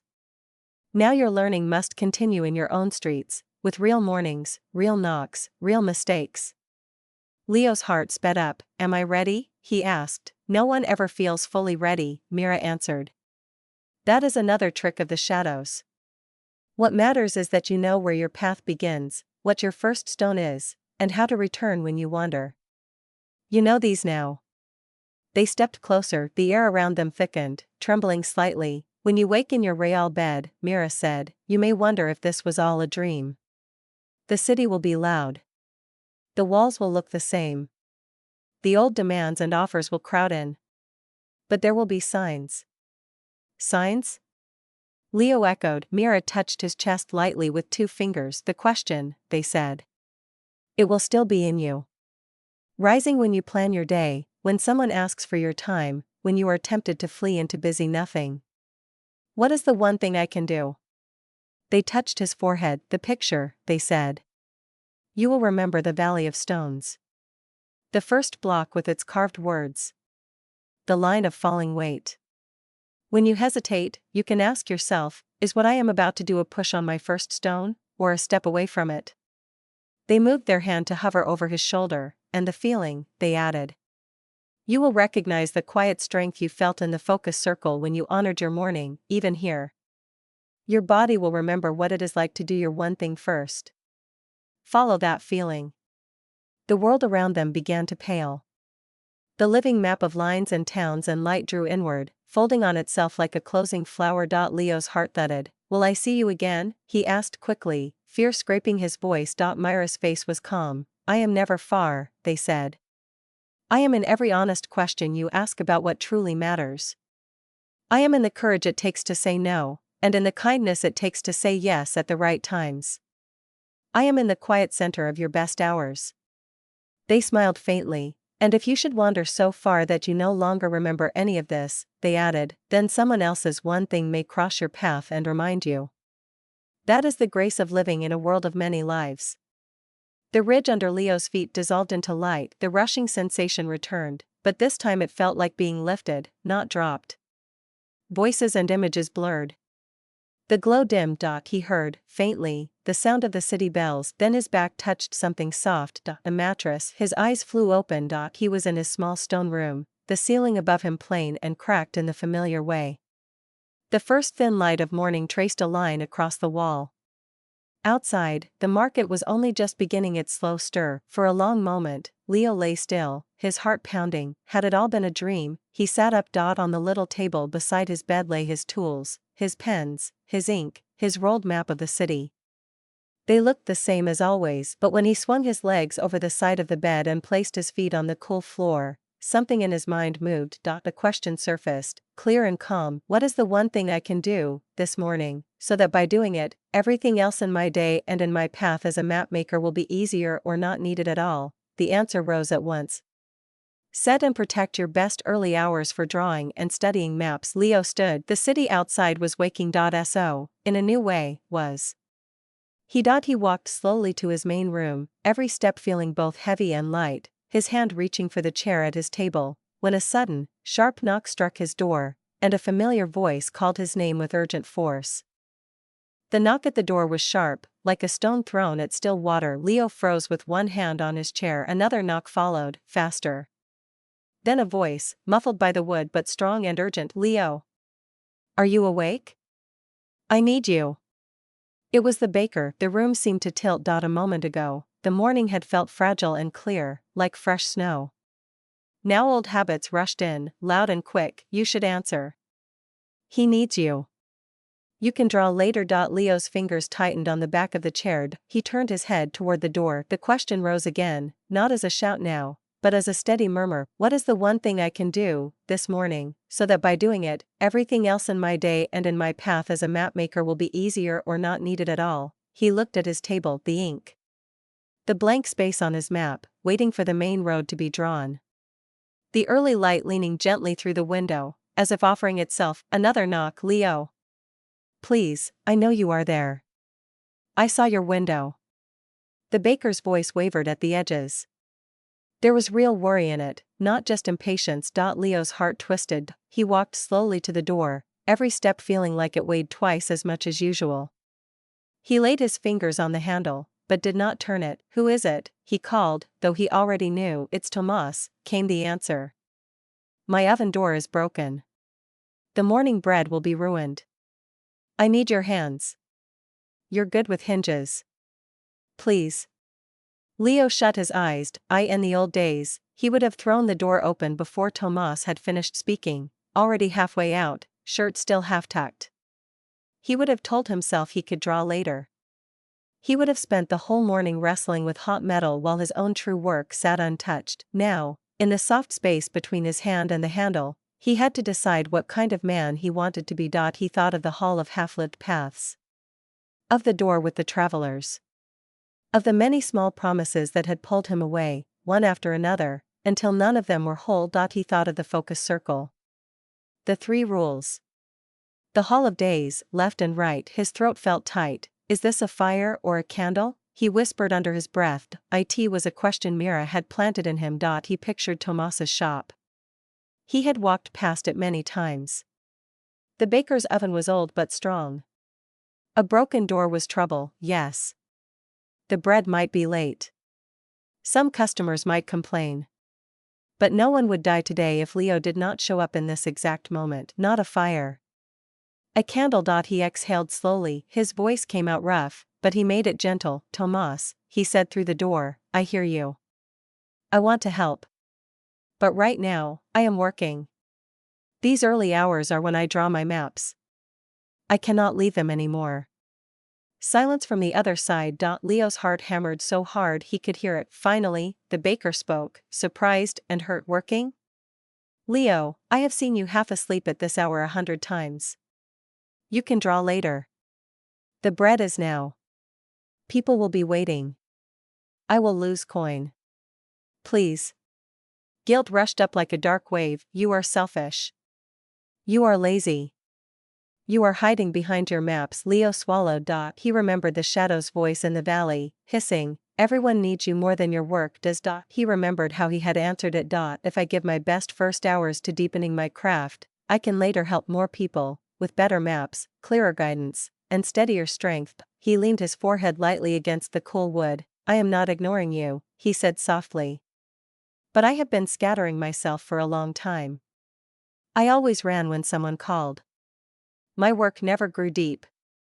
I am changing that. I will come to you, after my morning hours are done. More silence. When Tomas spoke again, there was anger in his voice. So your little drawings, he said, are more important than my bread and my customers? The words stung. Leo almost tore the door open. Instead, he breathed, what is the one thing I can do? This morning, he answered as calmly as he could, they are more important for me, he said. For what I am meant to do. If I do not protect this time, I will go on living half-finished. I will help no one truly, not even you. If the oven still needs fixing later, I will come. I promise. But I cannot leave my table now. On the other side, something bumped, a fist hitting wood, maybe, or just a shoulder leaning in defeat. Fine, Tomas muttered. I will ask someone else. I thought you were a friend. His steps stomped away, growing fainter. The last phrase lodged in Leo's chest like a stone. I thought you were a friend. He stood very still. The room was quiet again.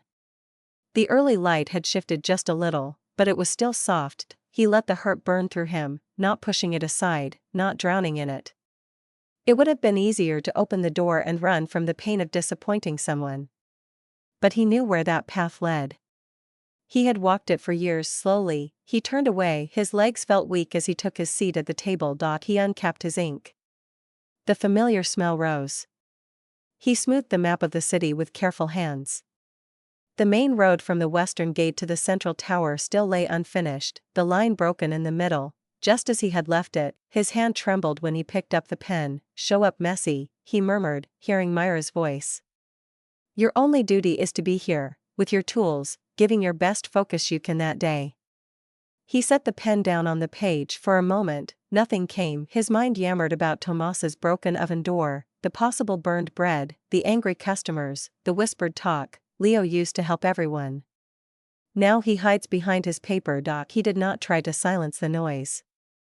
He let it buzz in the back of his head, like flies at the edge of a field. Then he asked himself a smaller question. Right now, in this one breath, what is the one thing I can do with this map? The answer was simple, draw the main road. He leaned closer, feeling his shoulders drop, his jaw unclench a little. He pictured the road as he had walked it so many times, from the western gate, through the market, past the steps to the central tower. He traced it first in his mind, then, slowly, on the page. The pen moved, the line flowed, not perfectly straight, but true, with a gentle curve where the houses pressed closest. He marked the small square where street singers often gathered, the wider stretch where carts tended to bottleneck, the narrow arch where thieves liked to hide, the noise in his head dimmed, replaced by the quiet concentration of seeing and translating. He forgot, for a short while, the closed door and Tomas's hurt words. When his chosen slice of morning time had passed, he could feel it, like a soft bell inside. He stopped mid-stroke, marked the place, and set the pen down. He sat back. The main road lay finished before him, a clean, clear path across the tangled web of smaller streets. He studied it. The thought rose, if this road were wider here, if this corner were cut at a different angle, people would move more easily. Carts would not jam as badly. The market crowds would flow instead of collide. He made a small note in the margin. Ideas, like timid birds, began to flutter at the edges of his mind. He did not chase all of them. He only wrote down a few that answered his bigger question: how can this map help someone else move more easily through their world? He rolled the map gently and set it aside. His body was still tired. His heart still hurt a little from the talk with Tomas. But under all of that, a thin line of quiet pride ran like a new vein. I did it, he whispered. The first morning.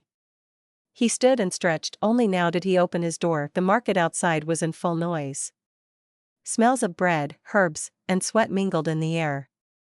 Tomas's stall was busy. Someone else, it seemed, had found a way to patch the oven door for the day. The bread looked a little darker at the edges, but people were buying it. Tomas glanced toward Leo's house once, his face hard, then turned away. A stab of guilt cut through Leo. He almost rushed over, apologies tumbling in his throat. Then he remembered, not now. He had decided to let his larger path guide his smaller feelings, not the other way around. I will speak to him, he promised himself. When the time is right. When my feet are not running only from guilt. He spent the rest of the day doing more ordinary tasks. Fetching water. Buying a few groceries. Tidying a corner of his house. Saying yes to a small job that fit around his circle, and no to another that would have eaten into the next morning's time. Each decision felt clumsy, like learning to write with his non-writing hand. By nightfall, he was exhausted, but when he lay down, the tiredness was different from the past. Less hollow. There was a line in the day that felt thick and real, the stretch of time in the early light when he had done his one thing. He fell asleep quickly. The next morning, the bells had barely finished their first distant ring when he woke. Fog hung low outside the window. The question was there, waiting. What is the one thing I can do, this morning? He rose. He walked to the table. He sat. No one knocked this time. The pen moved more quickly, tracing side streets that fed into the main road. He noticed patterns he had never seen before. Small loops that led nowhere. Straight lines that could ease heavy corners if connected differently. Day after day, the rhythm repeated. Some mornings were smooth. Others were stiff and slow. Sometimes he overslept and had to shorten his circle. Once, he went to bed late talking with a neighbor and woke so tired he almost skipped his sacred time. He missed a few days when a true fire swept through a nearby street and he joined the bucket lines, passing water from hand to hand under the smoke and cinders. Even then, in snatched half moments, he found himself sketching new routes people used to escape the blaze, storing them in his mind for later. Each time life broke his pattern, he returned as soon as the flames, the real or the inner ones, died down. The shadows whispered often, you deserve a rest. You are missing out. Others think you are strange now. He answered them with his question, again and again, sometimes through gritted teeth, sometimes with a quiet smile. He began to say different words at his door. Instead of, yes, I will come right now, he found himself saying, I am working this morning. I can help in the afternoon, or, this is not something I can do. But perhaps you can ask so and so. Some people frowned, some shrugged, some, after a while, began to nod with a kind of respect he had not seen before, as if they sensed a new spine in him. Weeks passed. One morning, a pair of young travelers came into his house, holding one of his maps, a newer one, more detailed than anything he had drawn before. They had bought it from a merchant who had hung it proudly in his stall. We used this to cross the southern quarter, one said. It saved us a full day. The old paths we knew were slower. Who drew it? Leo felt heat rise to his face. I did, he said, almost shyly. The travelers grinned. We would like you to guide us further, the other said. But we hear you work in the early hours. We will come back when your morning is done. Leo blinked. Who told you that? He asked. They shared a look. The merchant, the first replied. He said, if you want Leo's best work, do not disturb his mornings.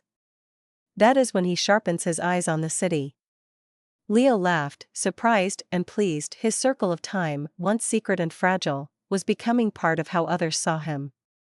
Not just as someone always available, but as someone who honored his craft. He looked at the map in their hands. The lines he had drawn in so many quiet dawns were out in the streets now, moving with people, shaping their choices. The memory stirred of the map of many lives, lines crossing, knots glowing. For whom does this matter? He saw the answer in front of him. For these travelers. For the merchant. For the carts that no longer jammed at that bad corner he had marked. For the child who might someday learn from one of his maps and see the city differently. He met the traveler's gaze. Come back when the bells mark mid-morning, he said. I will guide you then. And while we walk, I will show you roads you do not see on paper. They left with easy smiles. Leo turned back to his table. He noticed something then, something small and quiet. His chair had a worn mark now where he sat each morning. The wood beneath his hands was smoother than before, from the press of daily fingers. The edge of his table had an indented shine where his arms rested while he worked. His life was leaving traces on his tools. He ran his thumb gently over the worn wood. This is what it feels like, he thought, to stay. The bell in the central tower rang, its sound carrying through the waking city. He uncapped his ink, feeling a familiar, steady anticipation, when a new kind of knock sounded at his door, firm, official, not the frantic pounding of a friend in crisis, but the measured rap of someone who carried messages from higher places. He hesitated only a moment, then stood and went to the door. When he opened it, a city runner stood there, chest heaving lightly from a long stride. Leo, mapmaker? The runner asked. Yes, Leo said. The runner held out a sealed note, bearing the mark of the central tower. The council asks for you, he said. They have seen your latest maps. They want to speak with you about changing some of the streets. Leo's heart leapt. Here it was, one of the stones farther down his valley beginning to move. Excitement flared, and with it, a flicker of danger. He thought of Myra's warning. Once your one thing begins to succeed, new temptations arrive. Not to quit, but to stretch yourself thin again in new ways. He broke the seal with careful fingers. The note inside was short. We request your presence at the tower at midday to discuss a proposal, a remapping and rebuilding of some of the city's worst routes. Your knowledge of paths is needed. Please come prepared to advise us. Leo read it twice. His pulse was loud in his ears. The chance to help reshape the city's bones. To turn his morning work into real stone and street. To see the lines on his paper written into the world's ground. It was what he had begun to dream of. But he also saw this. If he was not careful, such doors could multiply. Today a council talk. Tomorrow a request to sit on committees. The next week, people tugging at him for every small decision, until his mornings filled with plans and speeches instead of ink and quiet. He looked back at his table. What is the one thing I can do, this morning? He smiled. The same as always, he thought. Sit. Draw. Learn. Then go. He turned to the runner. Tell the council, he said, that I will come at midday. I am honored. Until then, I work. The runner, used to people dropping everything at the tower's call, blinked, then nodded slowly. I will tell them, he said, and trotted off. Leo closed the door gently. He returned to his chair, picked up his pen, and bent over the map. The city outside his window started to buzz and swell.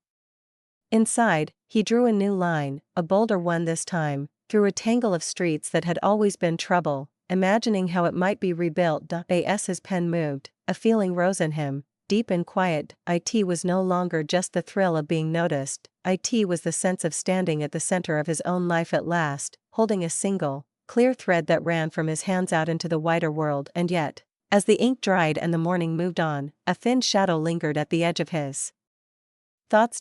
If the council listened, if the streets changed, if people began to rely on his maps in new ways, would he be able to hold his center when the world around him shifted? He did not know, but he knew this. The next time the question rose in him, he would have to ask it not just about his mornings, but about power, praise, and the pull to be many things again, and the test of that would come sooner than he expected, when he walked up the tower steps at midday and found, waiting in the council chamber, someone whose life his choices had quietly bent before.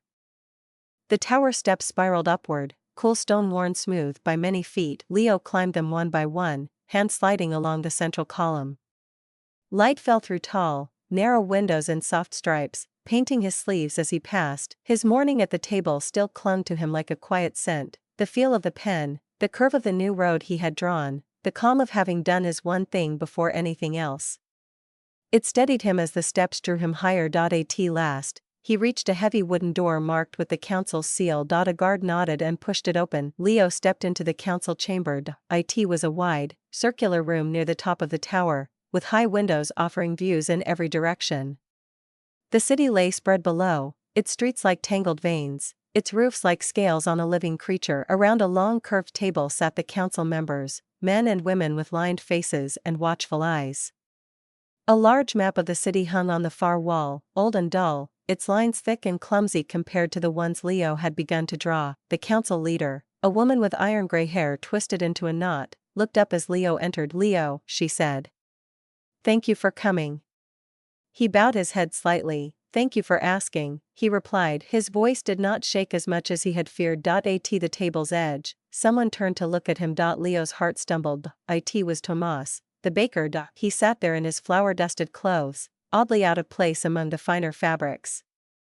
His eyes met Leo's, and for a moment, a flicker of their recent hurt passed between them. Then Tomas looked away. Leo's stomach tightened. He took his seat at a small side table and unrolled the map he had brought, the one he had been working on these past mornings, with the new main road, the re-angled corners, the gentler paths. The council leader rose. "We have a problem," she said, gesturing to the old map on the wall. "Our streets are choking. Carts jam in the same places every day. People avoid certain quarters because they are too confusing or dangerous. Fires spread faster than we can block them. We have worked with this map for many seasons, and still the problems grow." She turned to Leo. "Then a merchant showed us your new work," she continued. "We saw at once that your maps are sharper, more honest. They show not just where streets are, but where they fail." A murmur of agreement slipped around the table. Leo felt his face warm. "We have called you," the leader said, "to ask one question. If we choose to change some of the city's bones, how would you guide us? Where would we begin?" The room grew still. Leo swallowed. This was not like helping one merchant hang a map, or guiding a small group of travelers. This was guiding the city itself. "What if I choose the wrong path?" The old fear whispered. He heard it, recognized it as the tall shadow from the valley, and let the question rise to meet it. "What is the one thing I can do now, in this room, so that by doing it, everything else about this work will be easier or not needed at all?" He did not need to plan the entire rebuilding of the city in one sitting. He did not need to impress everyone with clever words. He needed to name the first, clearest move. He stood. "We cannot fix everything at once," he said, his voice more sure with each word. "If we try, we will fail. The work will be too big, too muddled. But there is one road that rules all the others." He walked to the large old map on the wall and laid his finger on the western gate. "The main road," he said. "From here to the central tower." He traced its clumsy line as it twisted on the old parchment, then unrolled his own map on the table beneath it, light layers of paper overlapping. "In my mornings," he went on, "I have walked and drawn this road again and again. I have watched where carts clog, where people spill into each other, where fires have raced through. If we straighten and widen this path in the right places, if we ease its worst corners, the whole city will breathe easier. Other changes will naturally follow." He looked up. "If you ask me where to start," he said, "I say, here. One road. The one that pulls on all the others." Murmurs rose around the table again, this time tinged with interest. The council leader studied his new map, tracing the refined main road with her eyes. "If we do this," she said slowly, "what happens to the rest of the streets? The narrow ones? The dead ends?" Leo's answer was ready. "Many of them will begin to change by need," he said. "Merchants will move. People will shift their footpaths. Once the main flow is smoother, we will see more clearly which smaller paths truly matter. Some may no longer be needed at all. Others will rise in importance. We can decide about them when we can see them in the light of a stronger main road. He paused. You asked for where to begin, he said. This is my answer. One thing, not all things, rebuild the main road with care. The council leader leaned back, thinking. A man with a short beard and a deep line between his brows leaned forward. Rebuilding means closing parts of it for a while, he said. Moving people from their usual ways. They will complain. They will say we are making life harder, not easier.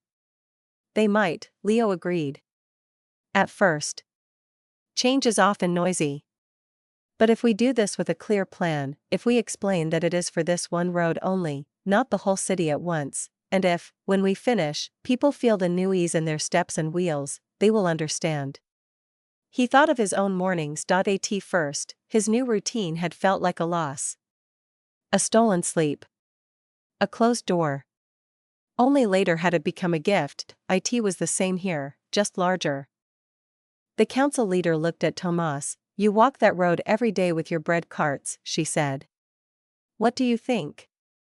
Tomas shifted in his seat. His eyes met Leo's again. For a moment, both their histories hung between them. The broken oven door, the I thought you were a friend, the hurt and the shift in Leo's morning choices. Tomas cleared his throat. It is true, he said slowly. Carts jam there. We often arrive late because of it. Some days, I lose coin. Some bread goes stale in the wait. He glanced at Leo's map. If the road flowed better, he went on, I could bake more and deliver more. I could hire that boy I keep meaning to take in. It would help me and others. He hesitated, but closing it for some time will hurt, he admitted. We will have to find new turns, strange corners. People will be angry. They will blame us. And him. He nodded at Leo. Leo met his gaze. I know, Leo said quietly. But I believe the hurt of staying as we are is worse, just slower. I have lived that in my own life. Many little roadblocks. No clear change. This is a chance to fix something deep, not just patch it. Tomas studied him. You are different, he said bluntly. You say no now. You draw in the mornings. You turned me away when my oven broke. The room went very still. Leo felt the eyes of the council on him. Shame and anger and pride tangled in his chest. He could deny it. He could defend himself sharply. Or he could stand inside the man he was becoming, even if it meant showing his own learning in front of them all. He chose. I did, he said. I turned you away. It hurt us both. But if I had gone, I would have kept living split. I needed to start living as if my work mattered enough to protect. It was my first real test. He met Tomas's eyes. I am sorry it fell on you, he added. Truly. And I meant what I said then. I want to help more people, for longer, not only on one rushed morning. That is what I am trying to build. Tomas held his gaze for a long moment. Then, slowly, some of the tightness in his face loosened. You came to the fire line, he said. When the South Street burned. You carried water till your hands bled. You did not say, my one thing then. Leo nodded. That was a fire, he said simply. A few council members exchanged small, surprised smiles. Tomas exhaled. My oven still works, he said with a half shrug. Bread still bakes. Maybe I was quick to cut you off for one morning. If these new maps of yours help me get that bread through the streets faster, I suppose I can forgive you for that day. A gentle rumble of amusement moved around the table. The council leader tapped her fingers thoughtfully. Here is what I hear, she said. You, Leo, are asking us to do for the city what you have begun to do for yourself. To choose one main change, and commit to it, instead of trying to fix everything at once and fixing nothing. She looked at the others. It is risky, she said. It will bring complaints. But our old way has led us here, to this choking map.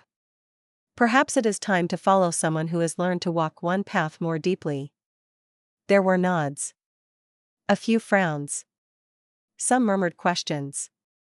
But gradually, like a tide pulling in, agreement gathered. We will do it, the leader said at last. She turned back to Leo. We will begin with the main road. You will help us plan it. You will be there when we mark the ground. When we reopen it, you will walk it with us. Leo's chest filled with a strange mix of joy and gravity. I will, he said. As the council began to discuss details, workers, stones, costs, times, people turned off into him. In the old days, such attention would have made his head spin. He would have said yes to everything, eager to prove himself worthy of the new place at the table. He would likely have agreed to stay late each night, to attend every meeting, to oversee every small task. Now, he listened and chose. When someone asked, "Can you come every evening to review each day's work?" he answered, "No. But I can come twice a week. And I will give you clear guidelines to follow the other days." When a council member suggested, "You should lead a group to redesign all the side streets at once," he replied, "Not yet. Let us see how this one road changes the flow. Then we will know where side changes are truly needed." Each no was not a rebellion. It was measured.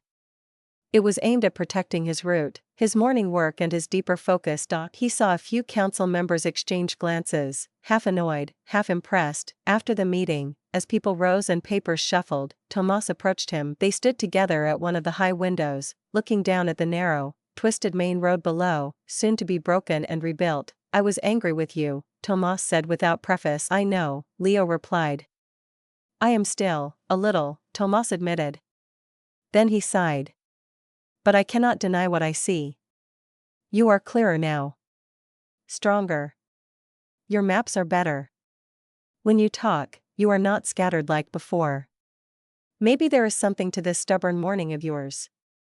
Leo smiled. "It is not the morning that matters," he said. "It is what I do with it. I chose one thing, and I keep choosing it. It is shaping me."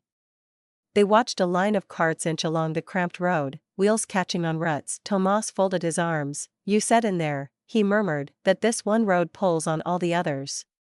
That by fixing it, many smaller problems will soften. Is that truly how it works?" Leo nodded. "I have seen it in my own life," he said.